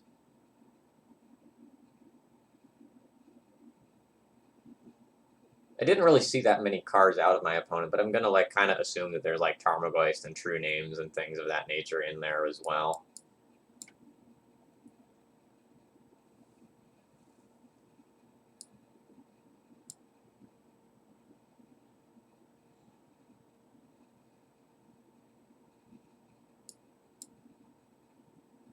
Maybe let's trim my mirror entities.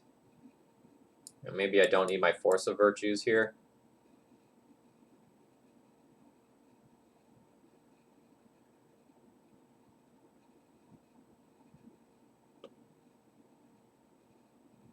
I don't know the difference between those two cards. But this one doesn't have an in-combat restriction, right? Whereas the other one has an in-combat restriction. I think this is better since I already have an in-combat restriction with Gideon's Triumph. Jotaro, Charlotte's a little far away for me to come to just like a weekly, like 3 or 4 round evening event. It would just be a lot of driving. I'm totally on board with going to Charlotte for any weekend event. That's different. Like I went to the Eternal Weekend trial. It was either last weekend or the weekend before. I think I'm just going to start with boarding 4 removal spells, and then like when I see more of my opponent's deck, I might make some adjustments and like actually play the rest in pieces as well.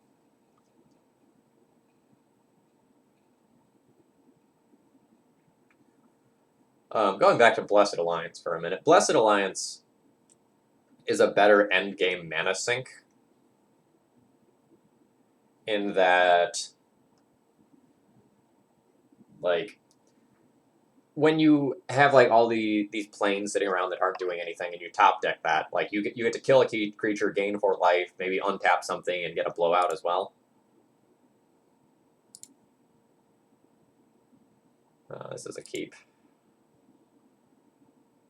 I'm going to throw back this. I already have my threats in the form of Squadron Hawk, and I'd rather have the redundant Trinisphere than a card that I can't cast currently.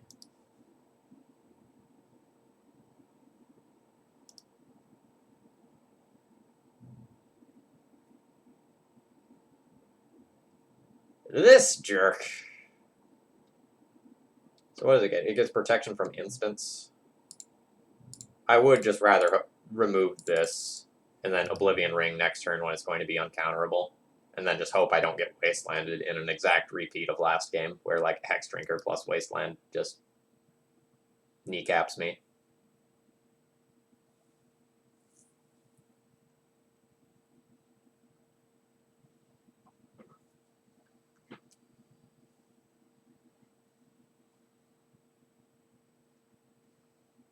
Alright, while my opponent's thinking, what have I been doing? Been playing a decent amount of Switch games. Just finished SteamWorld Dig, which was really fun, but you only get 4 or 5 hours of gameplay out of it.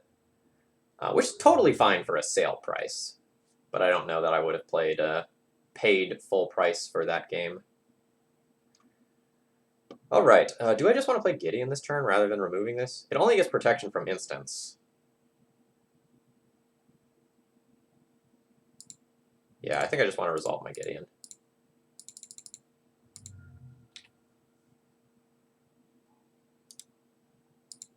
Because my opponent can't, like, both Lightning Bolt and pump the Hex Drinker into big scary range.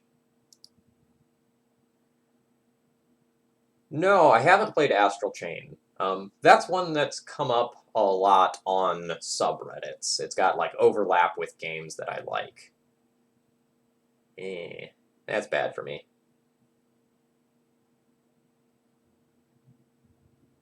But, like, spiking a land means I absolutely don't care about that draw.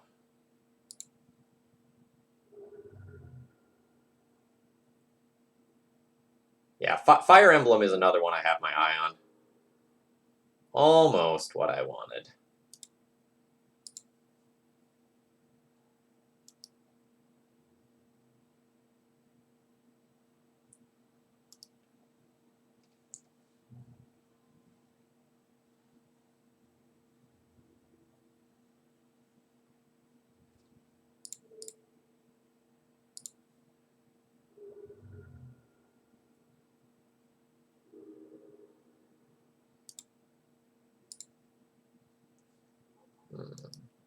I'm not in a good spot.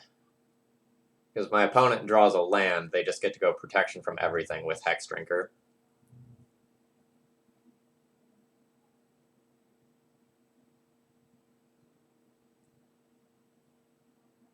Okay, that is actually actively good for me.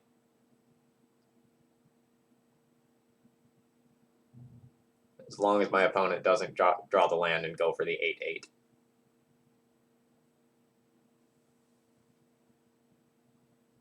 Son of a gun.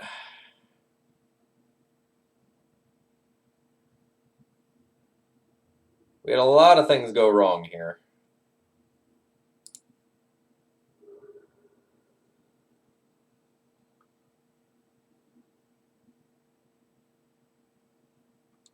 Everything. Okay, so how do I win this game now?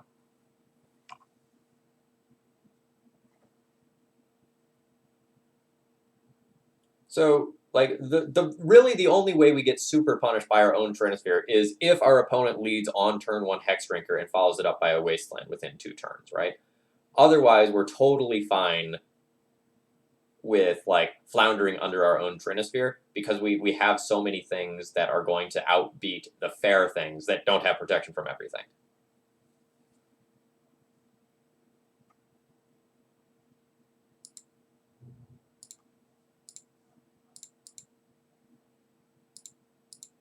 Actually, I forgot about the Ancient Grudge there. That's just going to answer this, unfortunately. It may still be that I have to play it.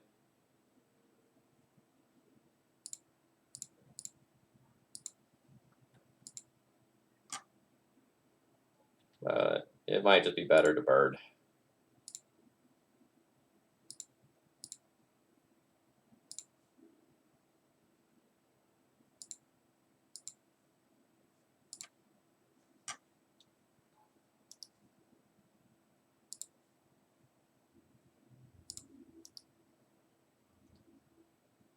So we have 3 turns as of right now.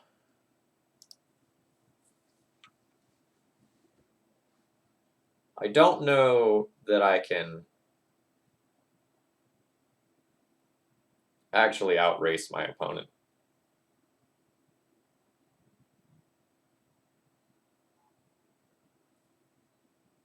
Force of Virtue would have been strong. Oh, nope. Opponent is just going for the Wasteland.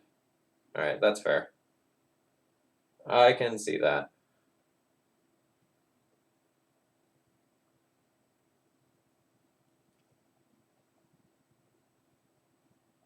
So I can O-ring away that Renin 6 to preserve my future lands. But we're still all in on drawing Gideon's Triumph.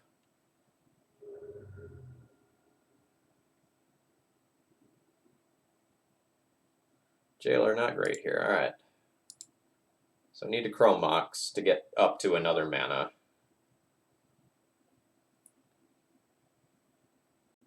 I think my Jailer is irrelevant to this game.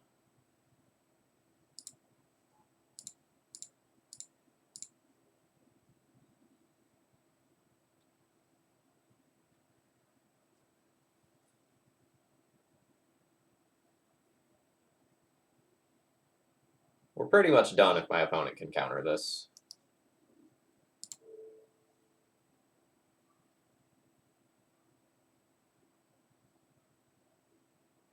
And this is a real choice. I think it needs to be the Wren and 6. And we need my opponent to trade the Delver for my Squadron Hawks.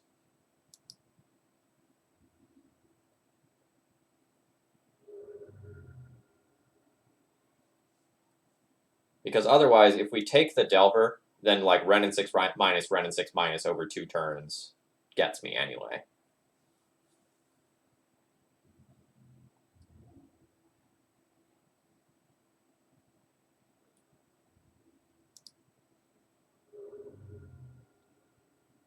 Gideon's Triumph.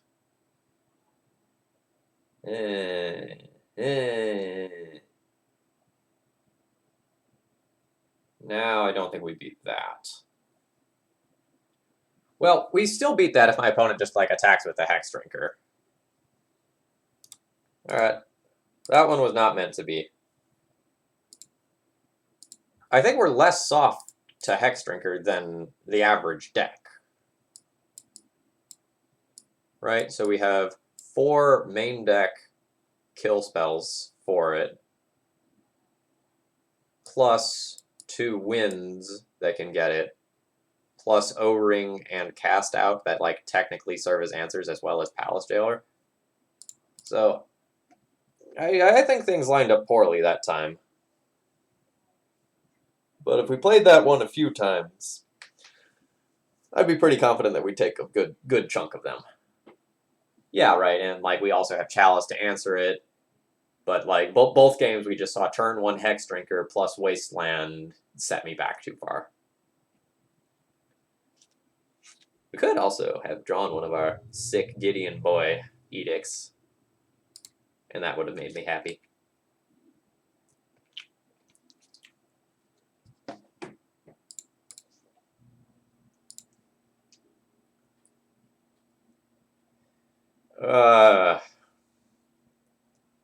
So I can turn 1 Chalice, but then I have nothing afterwards. Like, just legit 4 unplayable cards and awkward lands.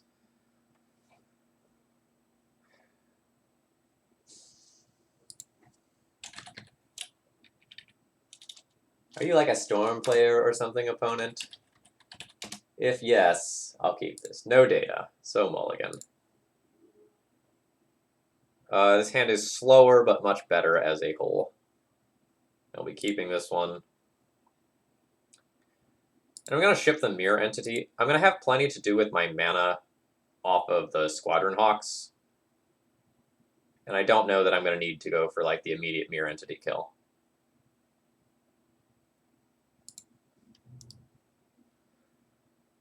Alright, so my opponent mulliganed once. See what they're on.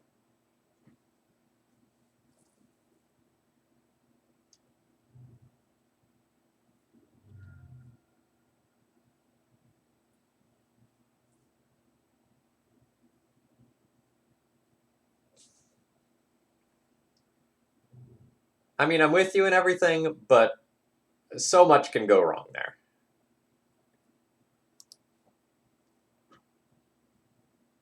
So probably Rug Delver. Got a pretty respectable hand against that sort of deck with these 3 cards here. This less so. Alright, so we try the Lights Out card.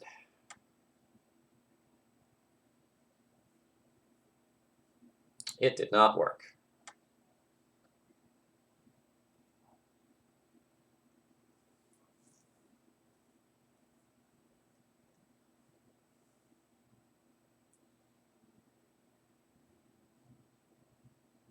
Now what, opponent?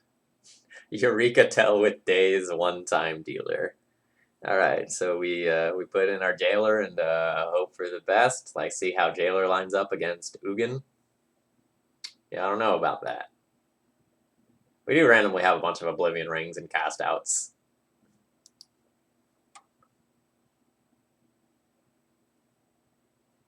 So in that hypothetical timeline, we could do things.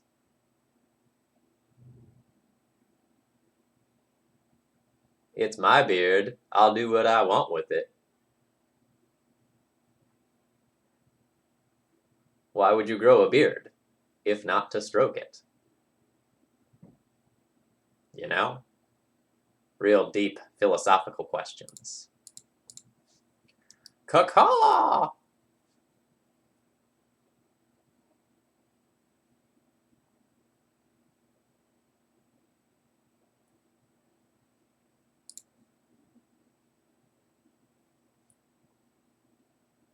Opponent very dazed over there. Or I guess, like, I'm very dazed.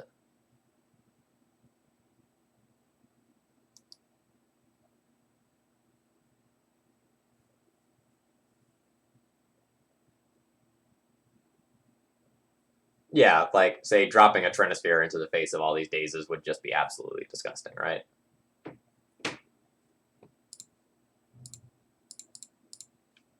Something's gotta stick sooner or later.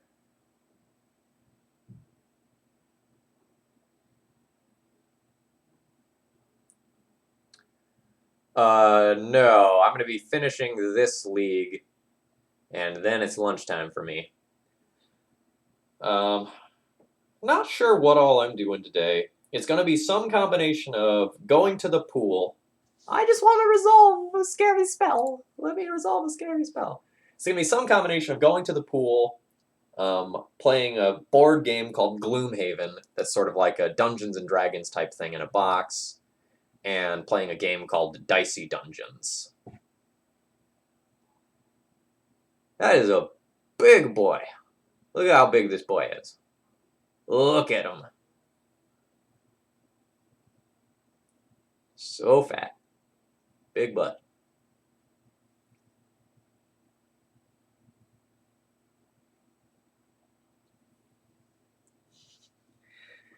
A little bedtime story.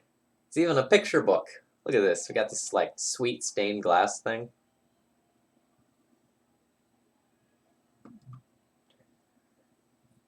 We have never actually gotten to like try out the history of Benalia side of this deck.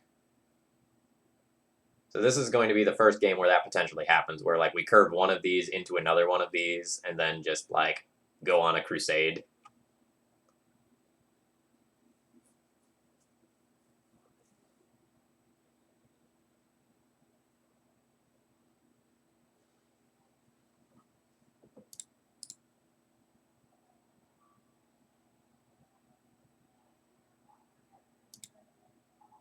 Actually, I guess I shouldn't auto-yield to that because I'm like potentially getting multiple of those, and stacking the triggers may matter.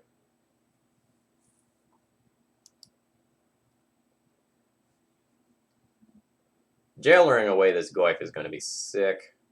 Ooh, my opponent is Bug. Boo! Boo! Alright, I'm going to take this hit from the Goyf and use my life total as a resource.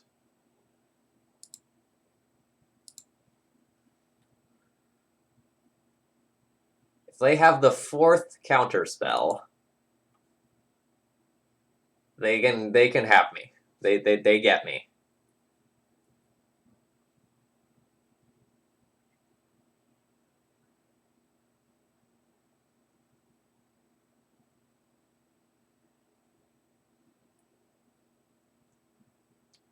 Yeah, I haven't seen anyone playing like good no nonsense Bug Delver in a long time.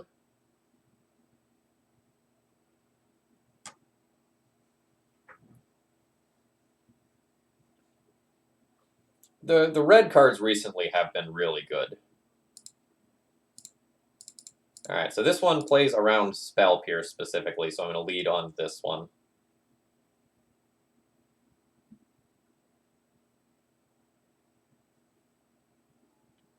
Oh, neat, it just resolved.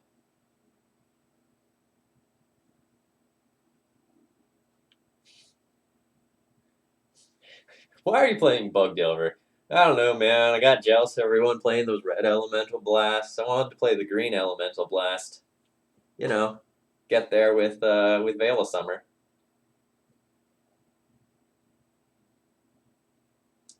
Yeah, so the first fetch land we saw was Scalding Tarn, so there is some possibility it is just a 4-color deck.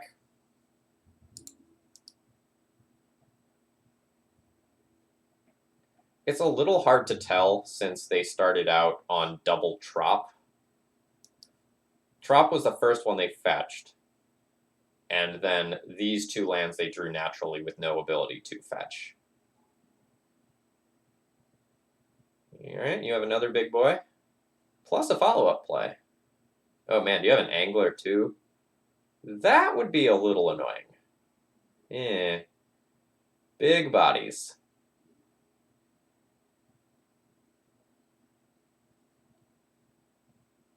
That's interesting.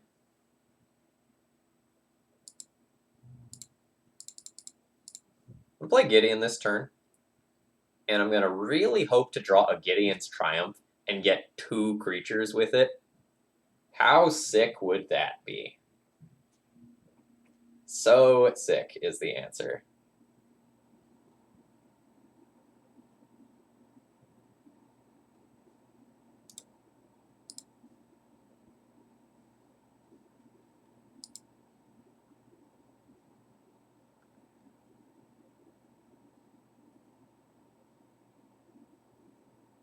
There's also worlds where I cast this Force of Virtue for sick blowout value on my opponent's turn.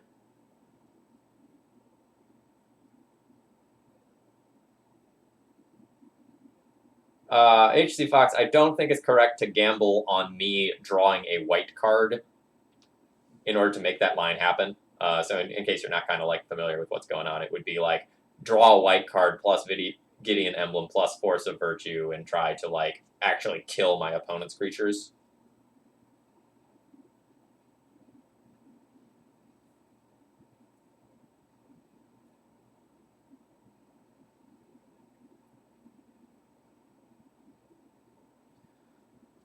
Triple blocking 1 means that they become the Monarch and get their other Tarmogoyf back, which I think is quite bad.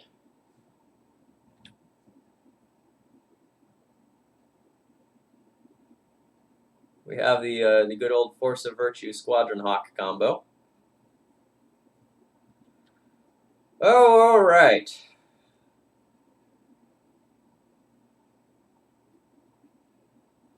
That is not great for me.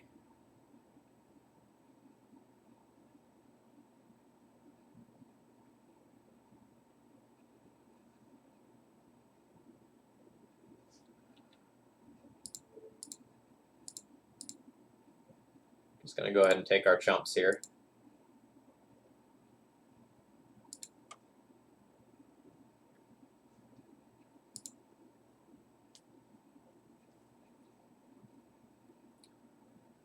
Gideon's Triumph. So disgustingly good. Let me draw it. You didn't give me one last game. Give me one now.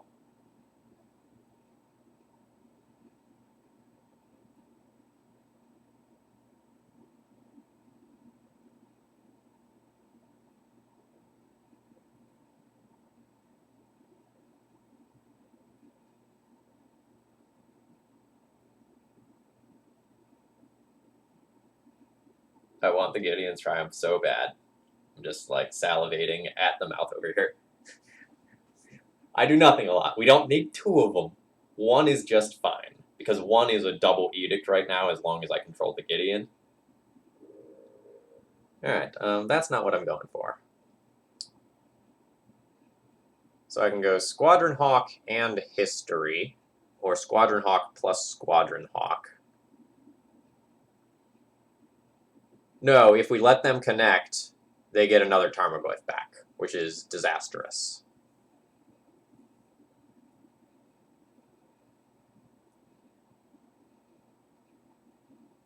And I think I need the Squadron Hawk body.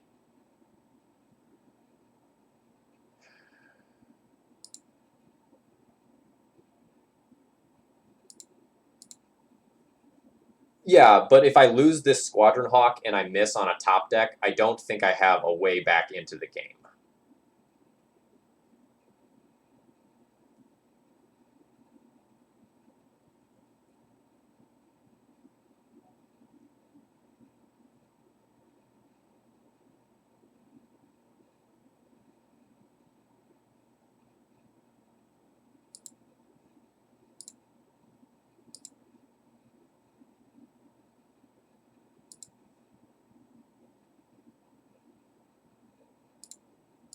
So we'll play this into Daze, just because this represents 2 bodies.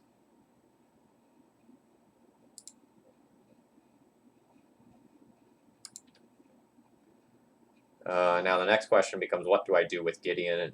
Do I just emblem?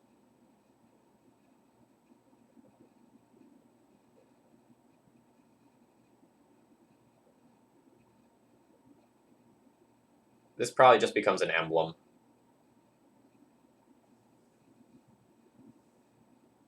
Because I may need to attrition away these bodies.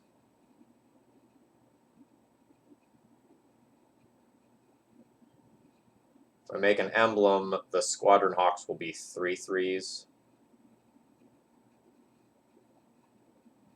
Yeah, this needs to be an emblem. And then I have a realistic shot at trading away for the Gurmag Angler or the Tarmogoyf this turn.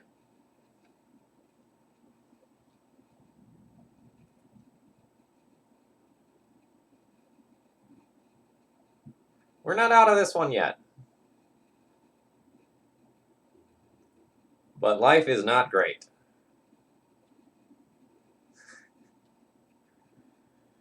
I don't think my opponent is going to have Deluge. But it is a nice thought, isn't it?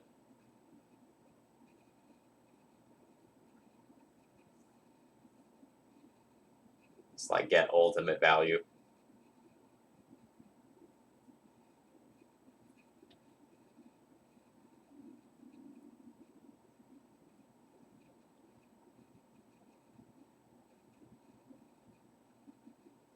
It's been really hard for me to actually evaluate this card because it's gotten like blown up every time I put it onto the board or gotten countered. So I've never actually gotten to see like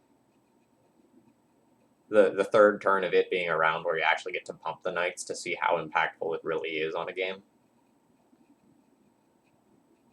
It hasn't felt great, but my opponents have viewed it as threatening. So there's that.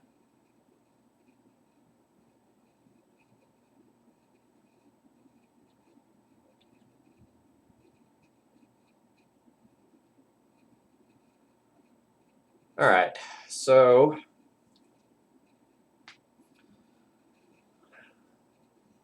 let's start here and see if this resolves before we make our blocks.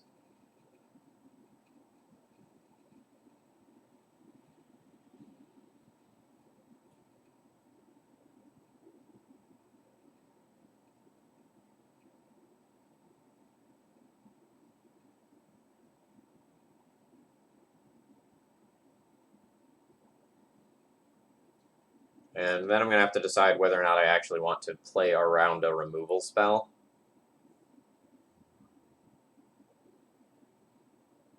I can play around a removal spell by triple blocking. Declaration in Stone isn't in the deck. If you want to take a look at the deck list, click on the hand of cards on the left-hand side. That's the Cardboard Live extension. I think I'm not going to play around a removal spell, because having the knight around for its creature type is potentially valuable, as well as is the vigilance. So I'm not going to play around a removal spell. If they have it, and they can get me.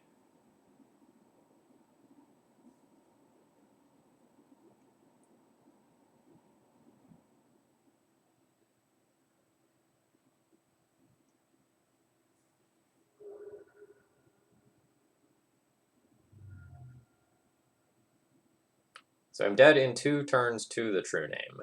That is the biggest piece of clock right now.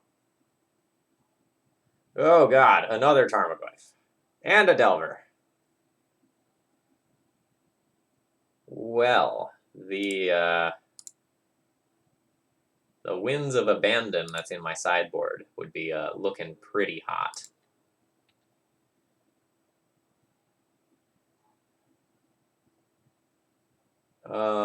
Yeah. So I can play a Hawk, like block a whole bunch of stuff, and then just like not have outs, which is unfortunate.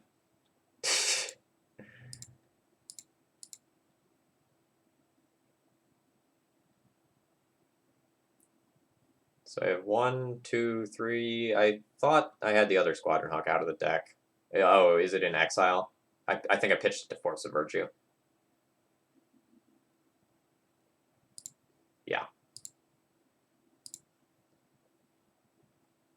Oh, and I'm not the Monarch, so I can't actually draw into something at end step.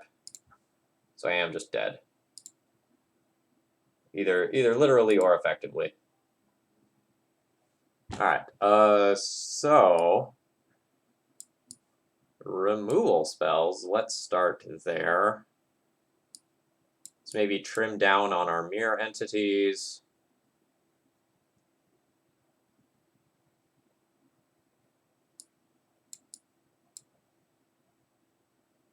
So the histories are probably weaker against these abrupt decay based decks that can like go and answer it, because just like getting a 2/2 knight out of something isn't strong enough.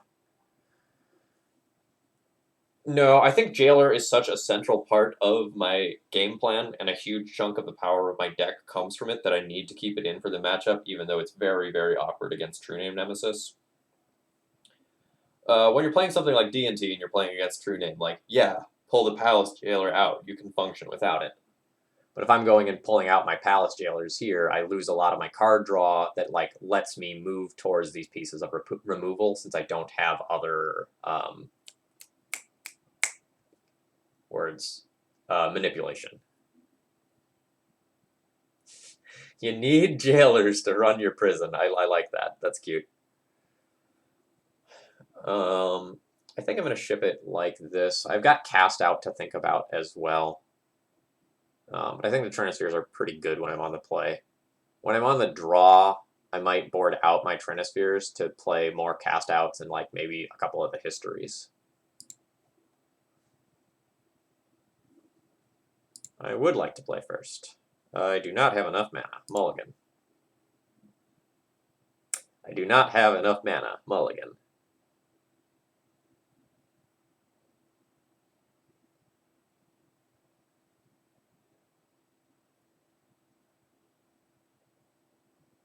Gideon Tribal.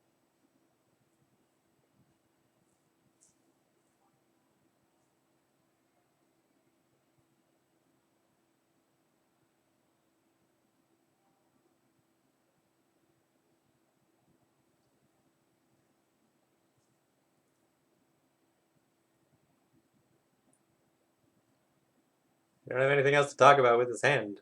Alright, they're keeping their 7. So ship this one, go down to 5. I have a super underwhelming 5, but I probably need to keep it. Force of Virtue looking real bad in this hand. And I think I'm going to keep my 3 drops and let this like bubble an early Goyf or Delver while also having another removal spell.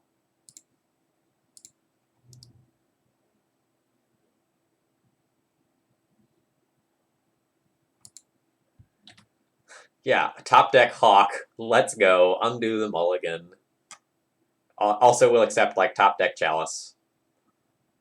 Also would accept remembering to put good art basic planes into my deck, but here we are.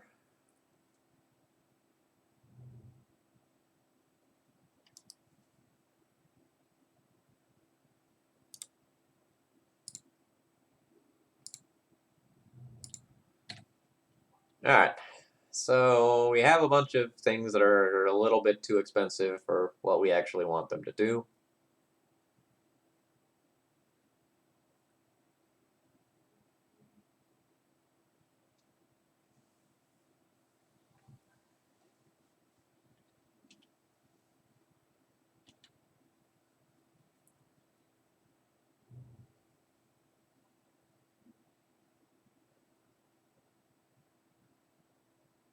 Okay.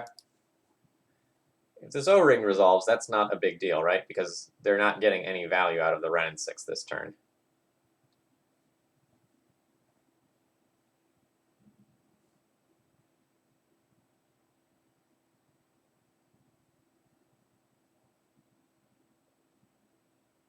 And I think I will slam the O-ring before the Gideon.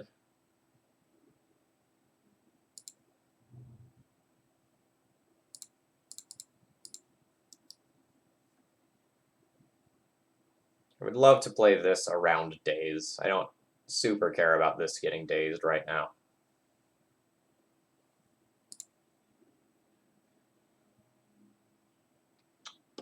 Look, when I think planes, I'm not thinking two big rocky boys. Just saying.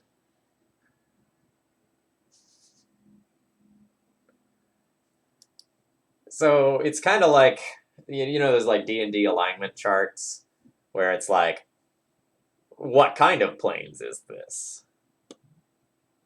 This is like not in the top row, right? Like this is not like a lawful good planes, not like a strict planes or anything like that. Yeah, I know. Like we finally drew one of these. Wrenn and 6 showing off its ultimate strength as a planeswalker here.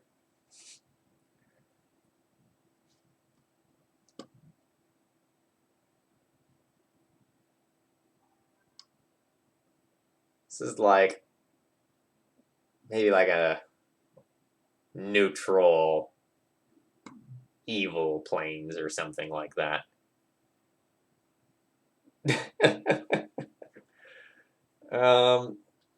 So if my opponent isn't actually doing anything with the Wrenn and 6, like let's just throw something else at them that they have to answer. And we'll use the Oblivion Ring to actually answer the Wrenn and 6 once it becomes a real problem. No. Morning. I mean, like, there's no strong feelings in this plane, right? I'm getting kind of the neutral from that. But you also get the guy who's probably like, yeah, this is a planes. And you're like, I don't know about that. We're doing okay. The games, even the ones we have lost, have been pretty interesting. So we've got a losing record now. But at least the like Gideon thematic side of this deck and the Squadron Hawks have been really good. We're gonna do a debrief at the end, and I think I'm gonna have plenty to say. Like no fetch here to like get value out of returning. Like you got the fetch land.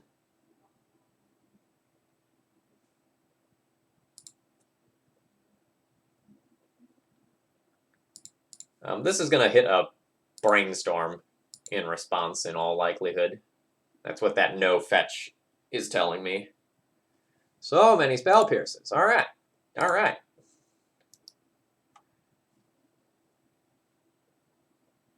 So this next turn is the turn where I actually have to answer the Wrenn 6 before it emblems. Kleptomancers. You just like steal everything from everyone else.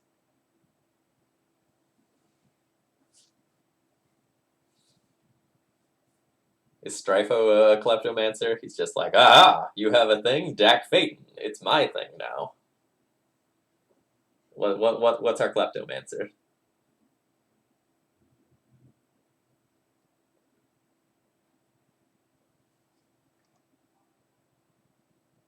So luckily, since our opponent didn't really put pressure on us this game, our mold of 5 is doing surprisingly well. Like we've had 3 things countered in a row, but we're not out of gas yet. We're still very much in this game. It'd be an entirely different thing if they dropped like a Hex Drinker like we saw before, right?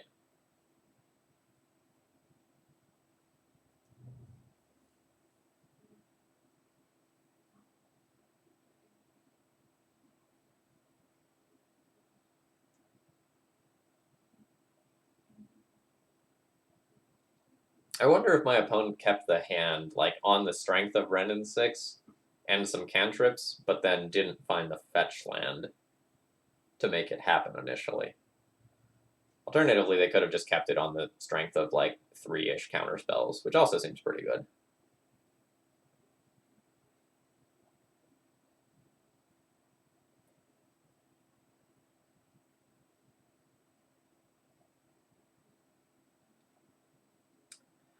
Now what opponent?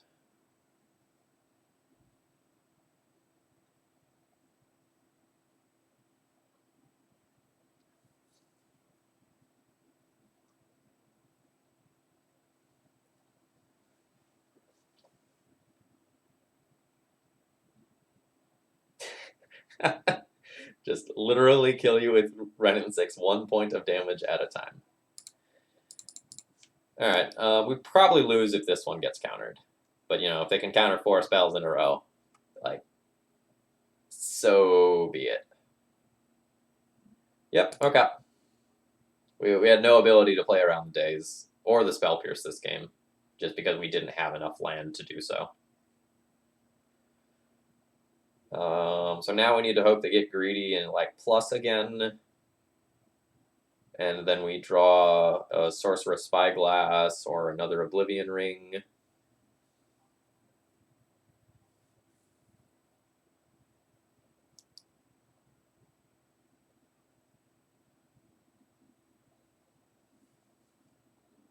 Alright, my opponent just takes the emblem. This is going to be hard to resolve stuff. Son of a gun.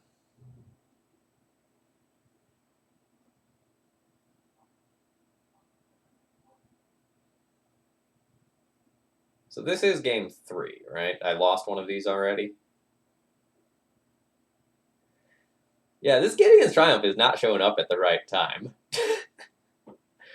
There have been like so many times where we're like begging for one, and it's like absolutely game winning, and we get the like the setup of getting multiple creatures at the same time. And then there's this timeline. All right.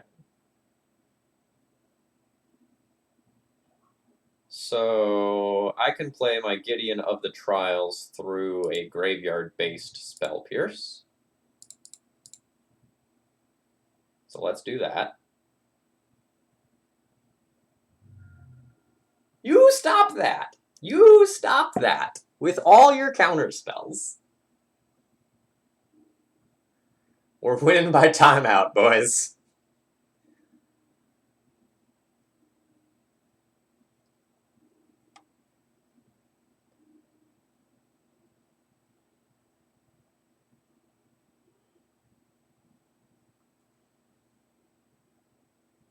In all seriousness, though, like my opponent is taking a long time to do their actions, and they have no clock currently. It is very realistic that we will time them out.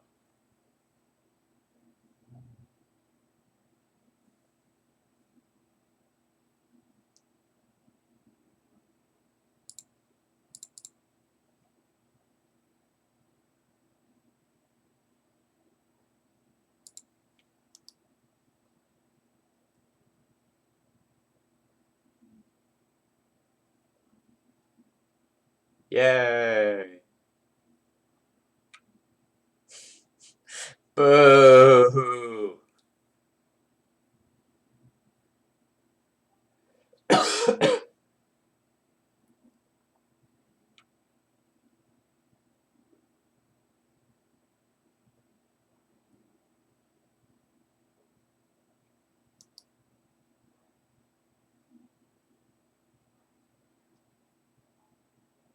Alright, there's a clock, but I have an answer to it. Squadron Hawk. Let's just Gideon's Triumph away the Goyf.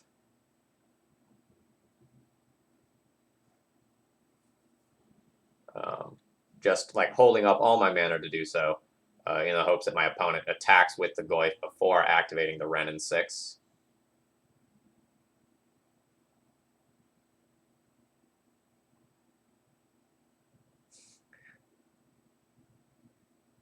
maybe they have another land.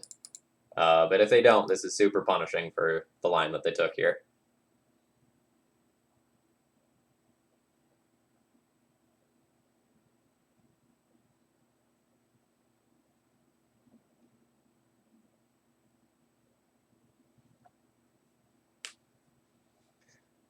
Good play habits are so important, even when you're ahead. Alright, so they did just have another land? Okay.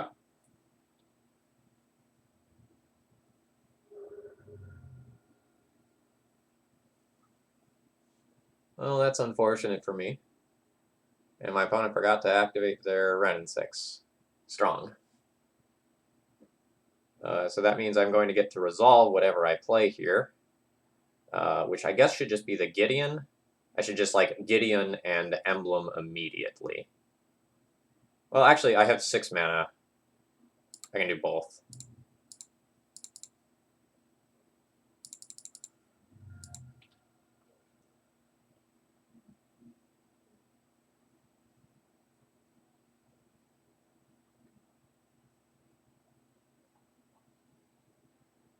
The issue with making a 2/2 is that my opponent could just Abrupt Decay it and then kill my Gideon, which I don't want.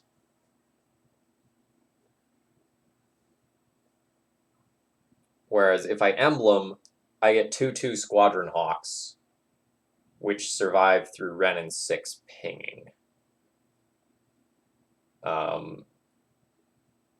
So like the okay, yeah, you're right. I should make sure Hawk doesn't resolve. I should make sure Squadron Hawk resolves and that their last card isn't actually Daze.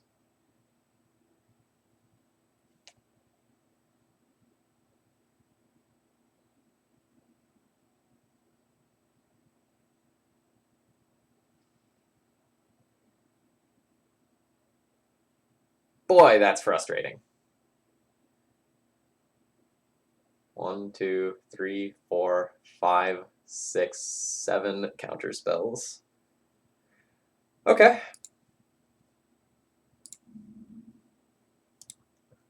So now I need to make a 2/2 and hope my opponent messes up.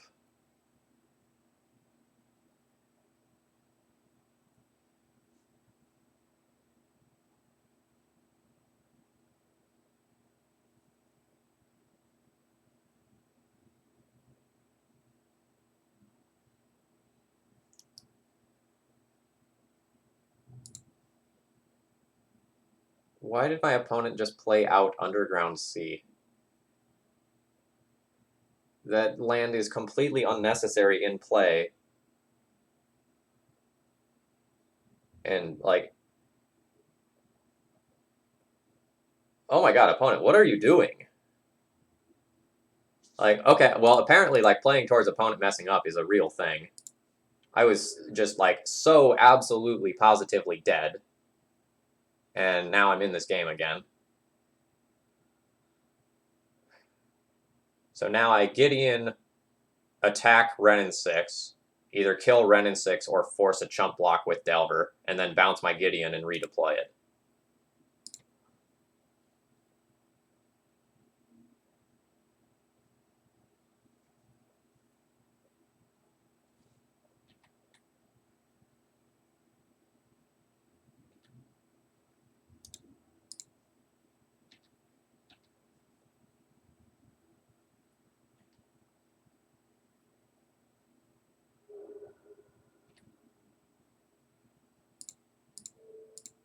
Yeah, so now let's bounce my Gideon back to my hand. I don't think I want to take 2 damage. I think I'd rather Legend Rule my Caracas. Redeploy the Gideon.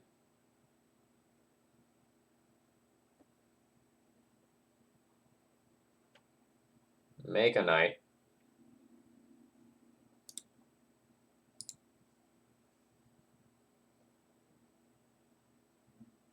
So all my opponent needed to do was not play that Underground Sea, use it to go and Abrupt Decay my token, kill the Gideon, and be great. Instead, they did not do that. Oh, you have a Wrenn 6 emblem! You have a Ren in 6 emblem. Like, fucking Abrupt Decay my Knight ally token. Kill my Gideon. Like, please.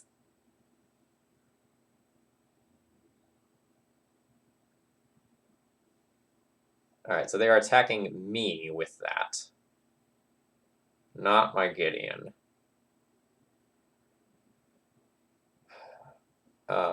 Yeah, let's just jump block. We're gonna win this one by timeout.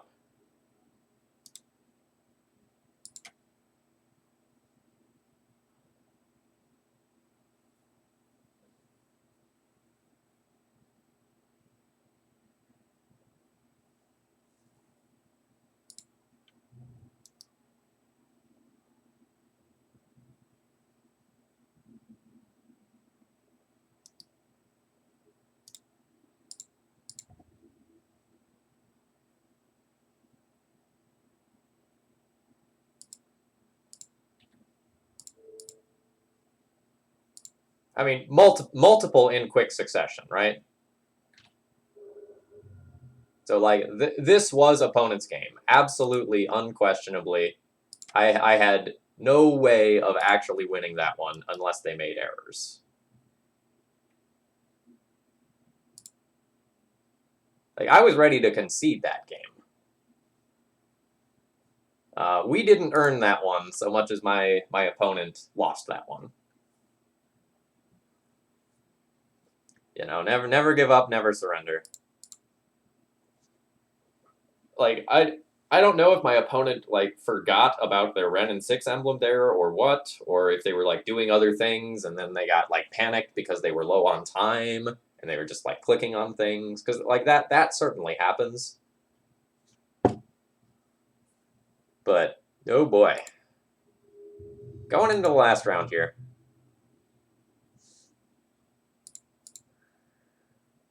Oh, I'm sure there's some great one about, like, falling on your own sword or something like that.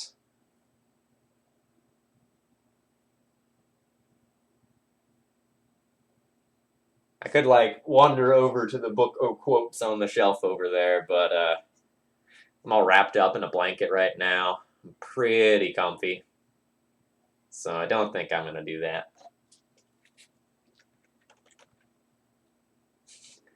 Hoisted by your own petard. Yeah, that's a good one. All right, we are lacking mana here to do stuff, so we'll ship this one. I guess we're going to keep the classic Squadron Hawk hand and see if it gets there. We'll throw back the second Jailer. Looking to play against something fair with this hand.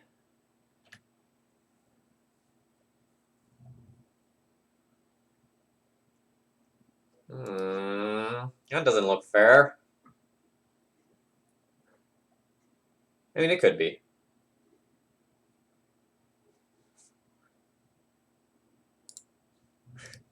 Why are you coming to hang out? I was going to invite you over next turn anyway.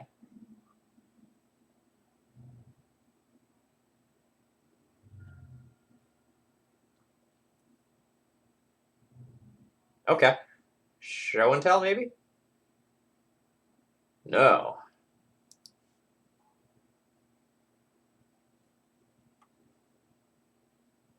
Felchmaster. That one was on you. You did that to me.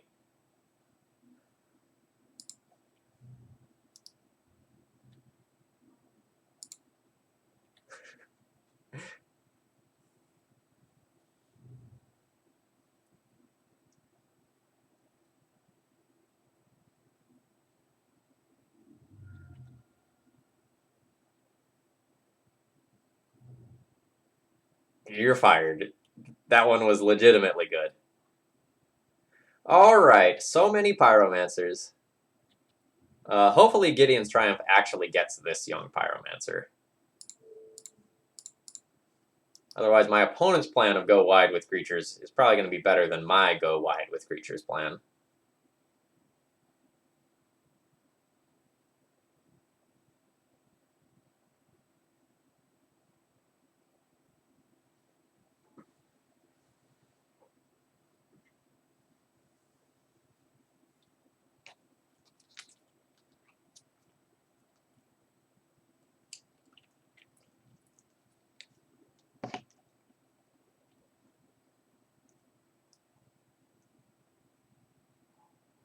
That's devastating.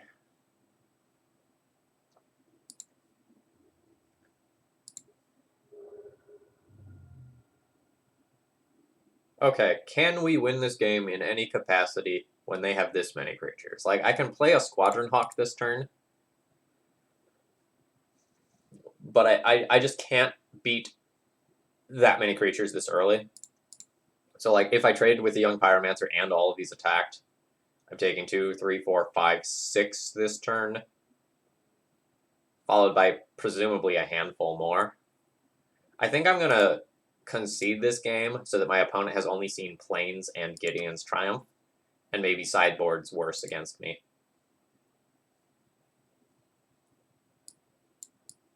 So I think we'll definitely want these.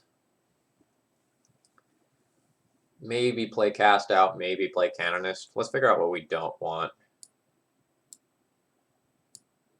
Mirror Entity has seemed kind of medium this entire time, if I'm being honest.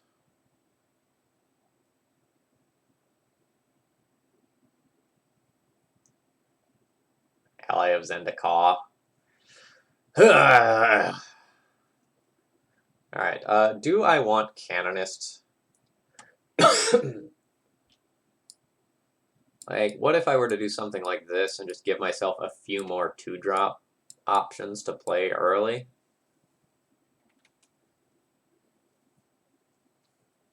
I don't hate that. Like, this just, like, makes my density higher here.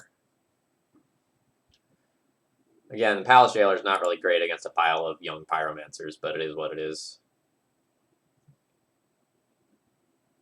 Keep.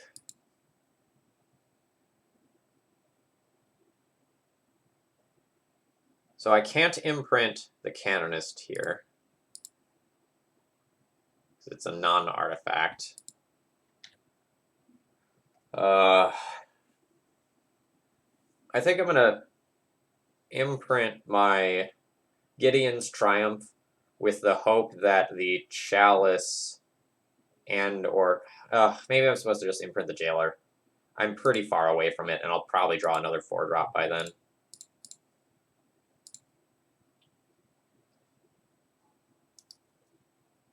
Alright, so that's a great sign for me.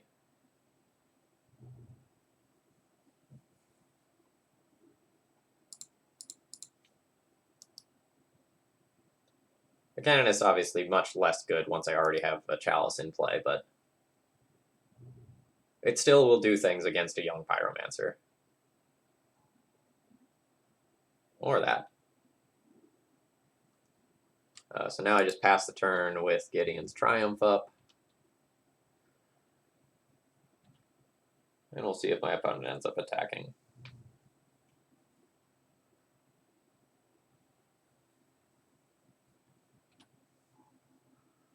Alright, well at least we have an answer to that.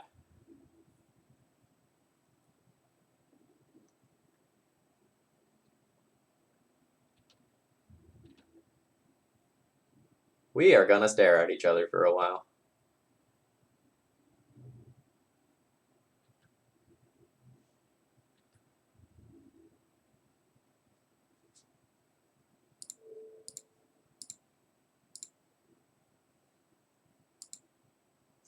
Are we gonna get to read our book?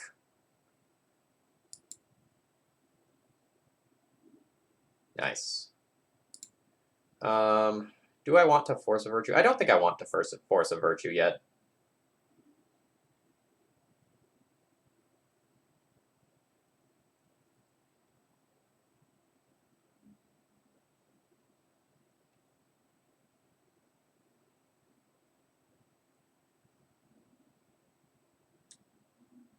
I kind of just want to start making some dudes rather than play Trinisphere. That may be greedy on my part.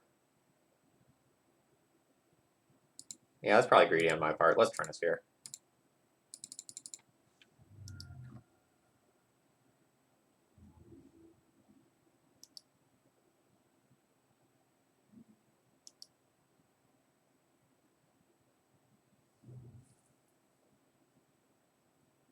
Womp, womp, womp, womp. but it's actually okay if my opponent can't really do anything.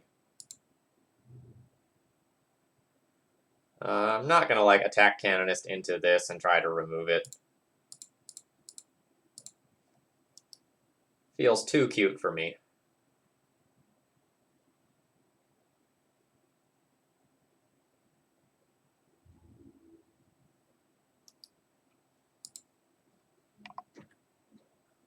Alright. Are we gonna get to make it to the end of our book?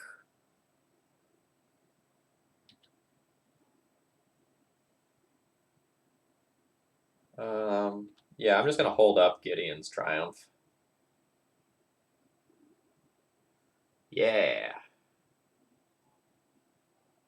So now if I attack in with both of these and my opponent actually blocks, I can get a Gideon's Triumph blowout.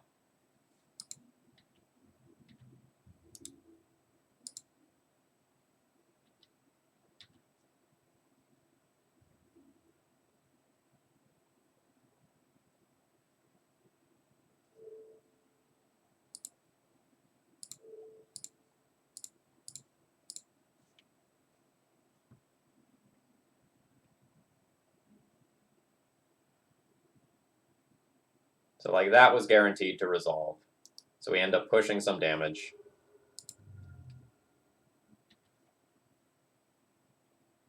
We'll see if I want to force a Virtue pitching Palace Jailer. I don't think I do. I think the Jailer is pretty valuable.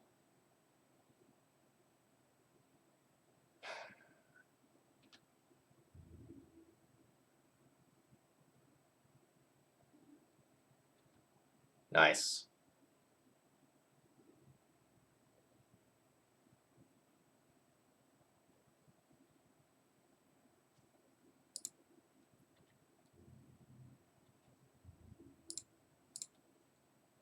I don't think I need to get cute and also attack with the Canonist here.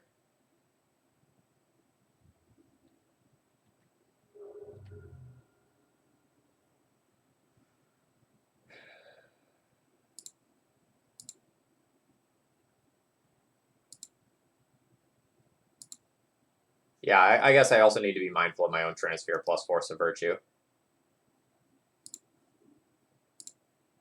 But I'm too busy drawing birds right now to focus on that.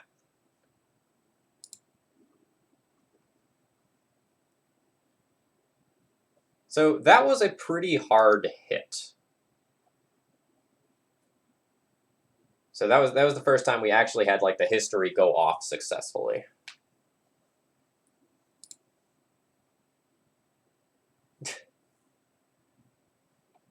All right. Does anything change when I am on the draw? Like my Trinispheres definitely get worse when I'm on the draw. Could consider dropping my Trinispheres for 2 history and 2 cast out. But it is the thing that will just let my big stuff resolve.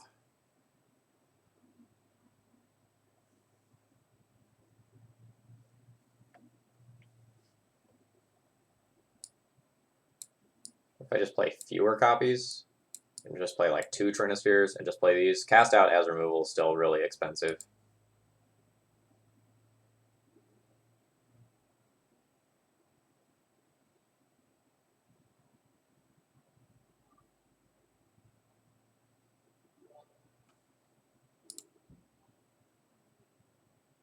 Opsavak, as well as Stevie Suga Wondaman. Thank you very much for following. And I've missed a bunch this stream. I've been kind of focusing on all my random stuff. So, Denizafor, Jack Lesbolina, Gleeful Strix, Prosner. Thank you all for following this stream. I hope you're enjoying the shenanigans that I'm getting into here. This one has to be a mulligan. We're lacking in the mana department. This one is fine. I'll be keeping this, and what is going back?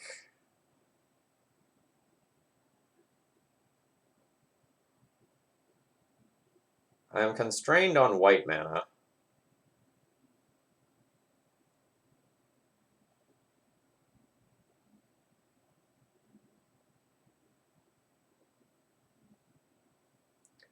I think I'm going to ship back my Oblivion Ring.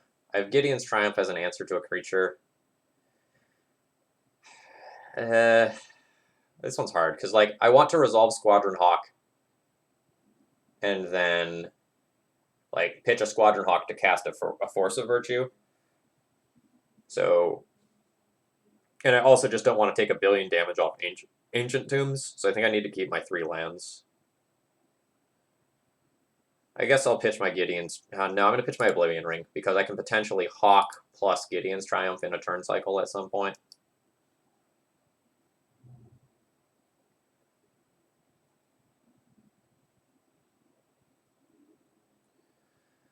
Alright, life's hard.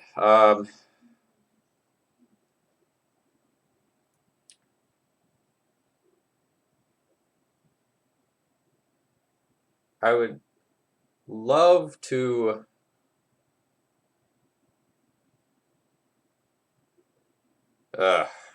wow. So I'd love to pitch a Squadron Hawk to this.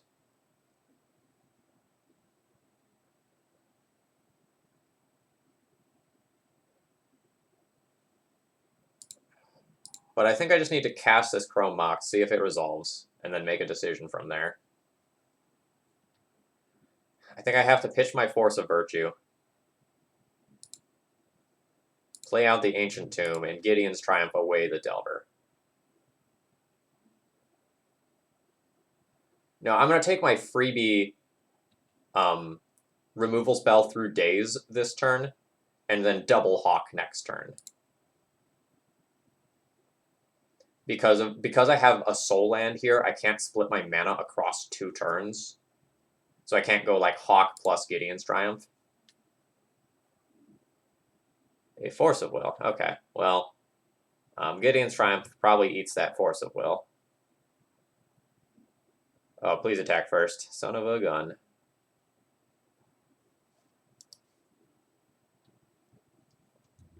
Restriction Clause on Gideon's Triumph. Being rough. I know my opponent has Force of Will.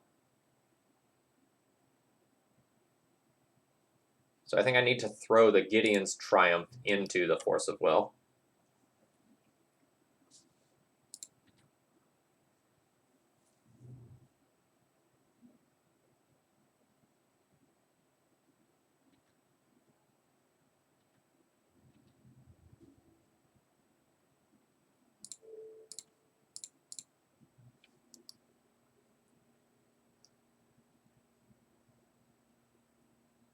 Oh god, Daze. And then they're still going to have Force of Will for my Squadron Hawk, as long as they have a blue card. To have any chance in this game, I need to play like they don't have a blue card here. So I know they have Force of Will, Land, Mystery card. The Mystery card needs to not be blue. Okay.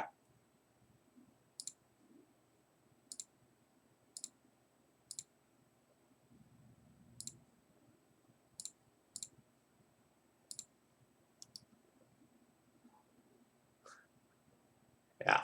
Hawk Cannon is warming up. But if we see something like Lightning Bolt 1 attack, Lightning Bolt the other, my life is bad.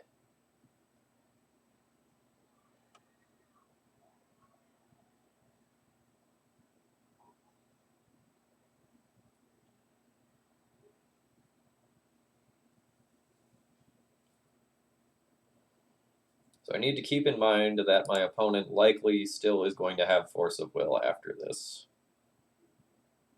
Not 100%, but likely.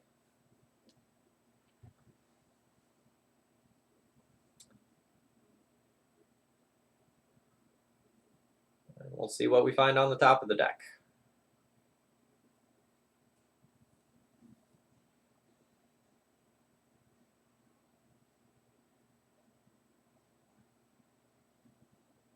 Yeah, we need to make our birds bigger.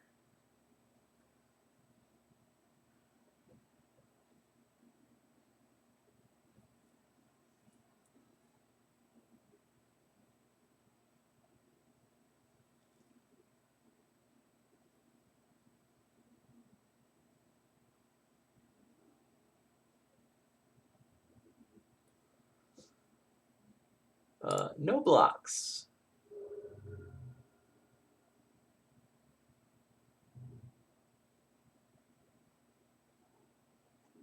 That's actually fine for us. I like that less. Alright, is it better to play more birds or just play the history? Probably play the history. I think I'm just going to be defaulting to D&T for my experience.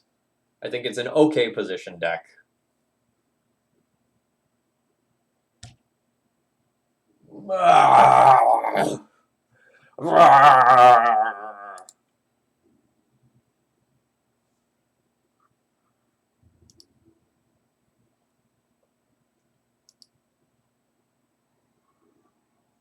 Ah, great. Flip to Lightning Bolt. Lightning Bolt a bird, Lightning Bolt the other bird. I'll take 7. What are you doing? What are you doing? What are you doing?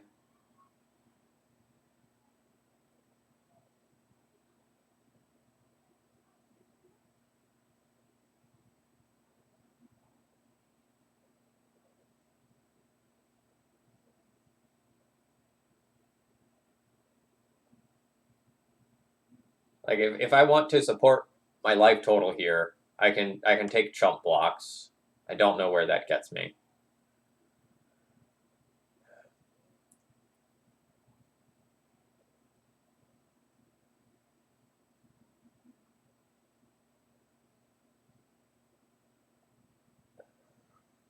If I take all of this, I take 7, go to 6. My opponent has Bolt, Flashback Bolt for Arcanist.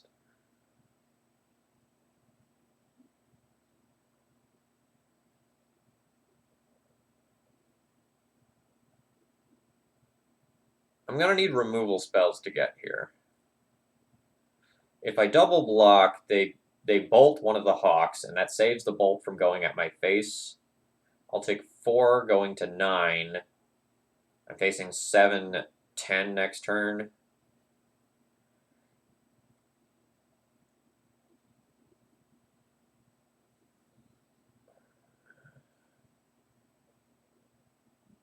Alright. My opponent's attack was probably not as bad as I initially thought.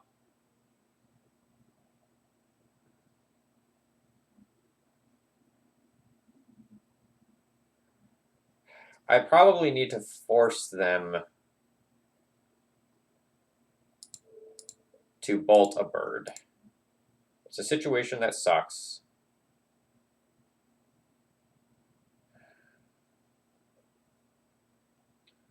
If I top deck Gideon and it resolves, I make a Gideon emblem, I have a pair of 2/2s. They go bolt, attack, bolt, my board's empty, I'll take 7 and still die.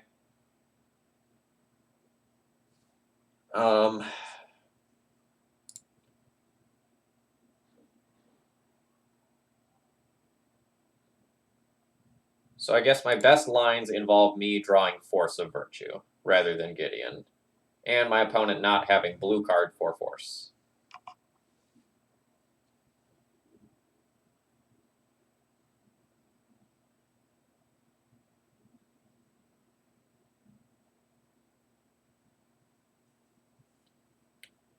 Okay, so I have the Gideon.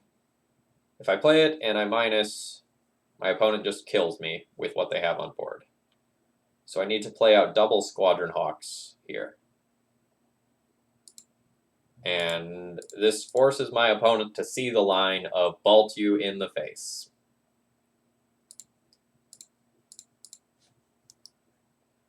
Maybe they'll miss it.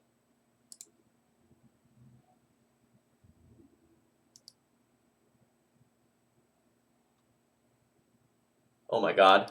They did not bolt my face end of turn. There is hope. No, they saw the line.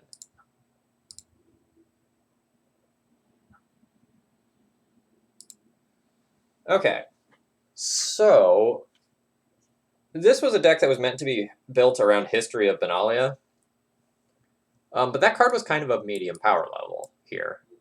Like, the part of the deck that ended up being good was the whole, like, Squadron Hawk, Gideon's, Palace Jailer, Force of Virtue thing.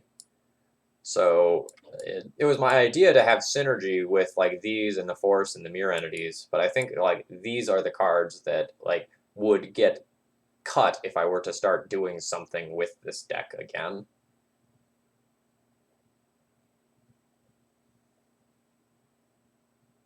Yeah, I'm with you. Like, if opponent didn't have the blue card, then like they could have played around some weird piece of hate, like say Fairy Macabre or Surgical. So like, it works.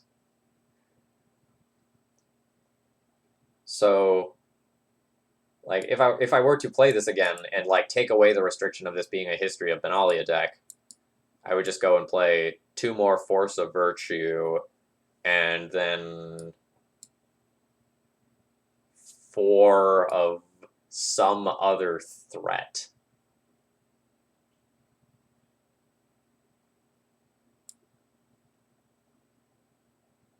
Or maybe like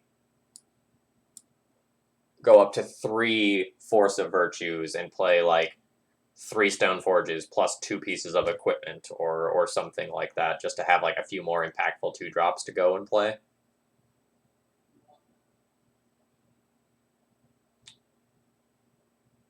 I'm not 100% on my sideboard either. I wasn't super confident with that to start with.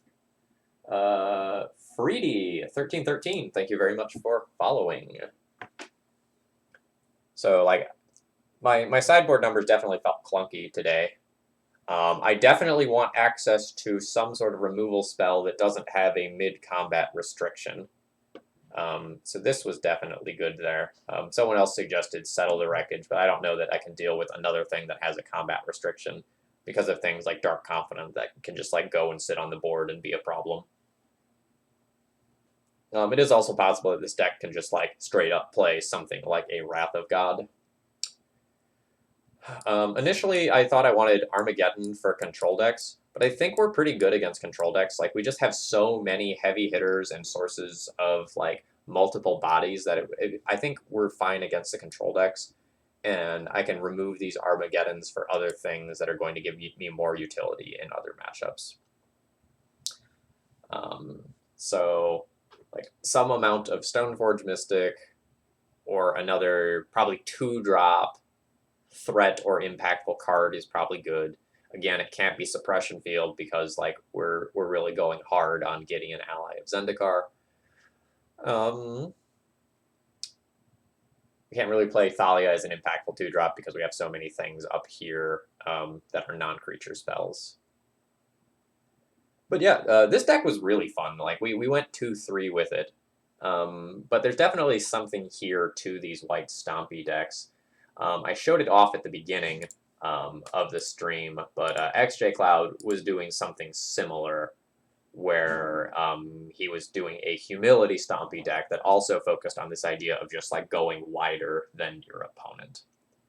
Big Thalia at 3 mana. Big Thalia is totally reasonable.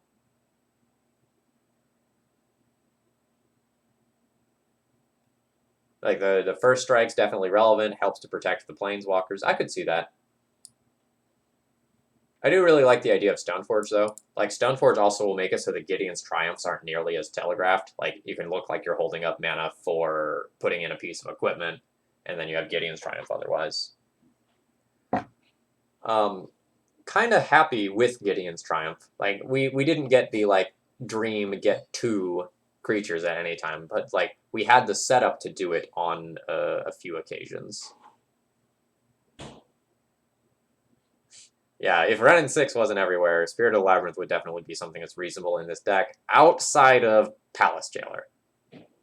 Like, that's a non-bow, and Palace Jailer is, like, a big pillar of this deck. So, like, as far as the pillars of this deck go, like, as far as the stuff that is, like, making it white, you know, this is the set of things right here that was strong today in white. And then, you know, this can be playable by any sort of Stompy deck. So we've got 6-ish main deck slots to mess around with.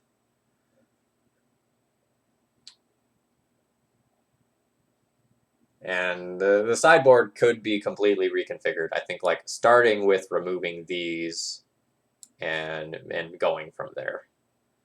I think having Stone Forges would give you a better matchup versus the sort of like aggro decks that are going on here. And as far as like the initial request of like, let's build a History of Benalia deck, maybe it's just not strong enough. Like, alternatively, you have to go like deeper in a different direction. After looking at the knights that were available, I don't think Knight Tribal is good enough to like force History of Benalia. Like maybe you can go an enchantment route with like Sarah's Sanctum and recurring it via whatever the Volrath Stronghold for enchantments is called. Like maybe you could go that route and make it work. But the issue with a lot of the synergies about like recurring that and really forcing it is like A, it's maybe not better than other things you could be doing, and B, it's really mana intensive. Like, sure, History of Benalia Sun Titan is super cute, or History of Benalia recurring it is cute, but like, can you win the game more quickly in other ways? Maybe you can. Yeah, and that was the other thing with this card. Like, when I got to white, it was often turn 4, so History of Benalia was competing with, like, Force Gideon, Palace Jailer, other Gideon. Or just, like, cast double Squadron Hawk. So there was real competition for this. The other thing is that it was just a very real problem that this was getting decayed, or otherwise destroyed. So like, it got decayed, it got wear-teared, and I wasn't always getting my full value out of the card. All right, so that was a very fun league. I enjoyed that a lot. It looks like one other person is playing some Legacy, so I'm going to go ahead and host Mob Ezekiel, or maybe Mob Ezekiel, who is playing some Black-Red Reanimator. Folks, I hope you enjoyed. If you do, please consider doing something to support my content, whether that's as simple as following, subscribing, or doing a donation deck list. We've got Merfolk coming up sometime later this week, and I hope you enjoy. Let's raid.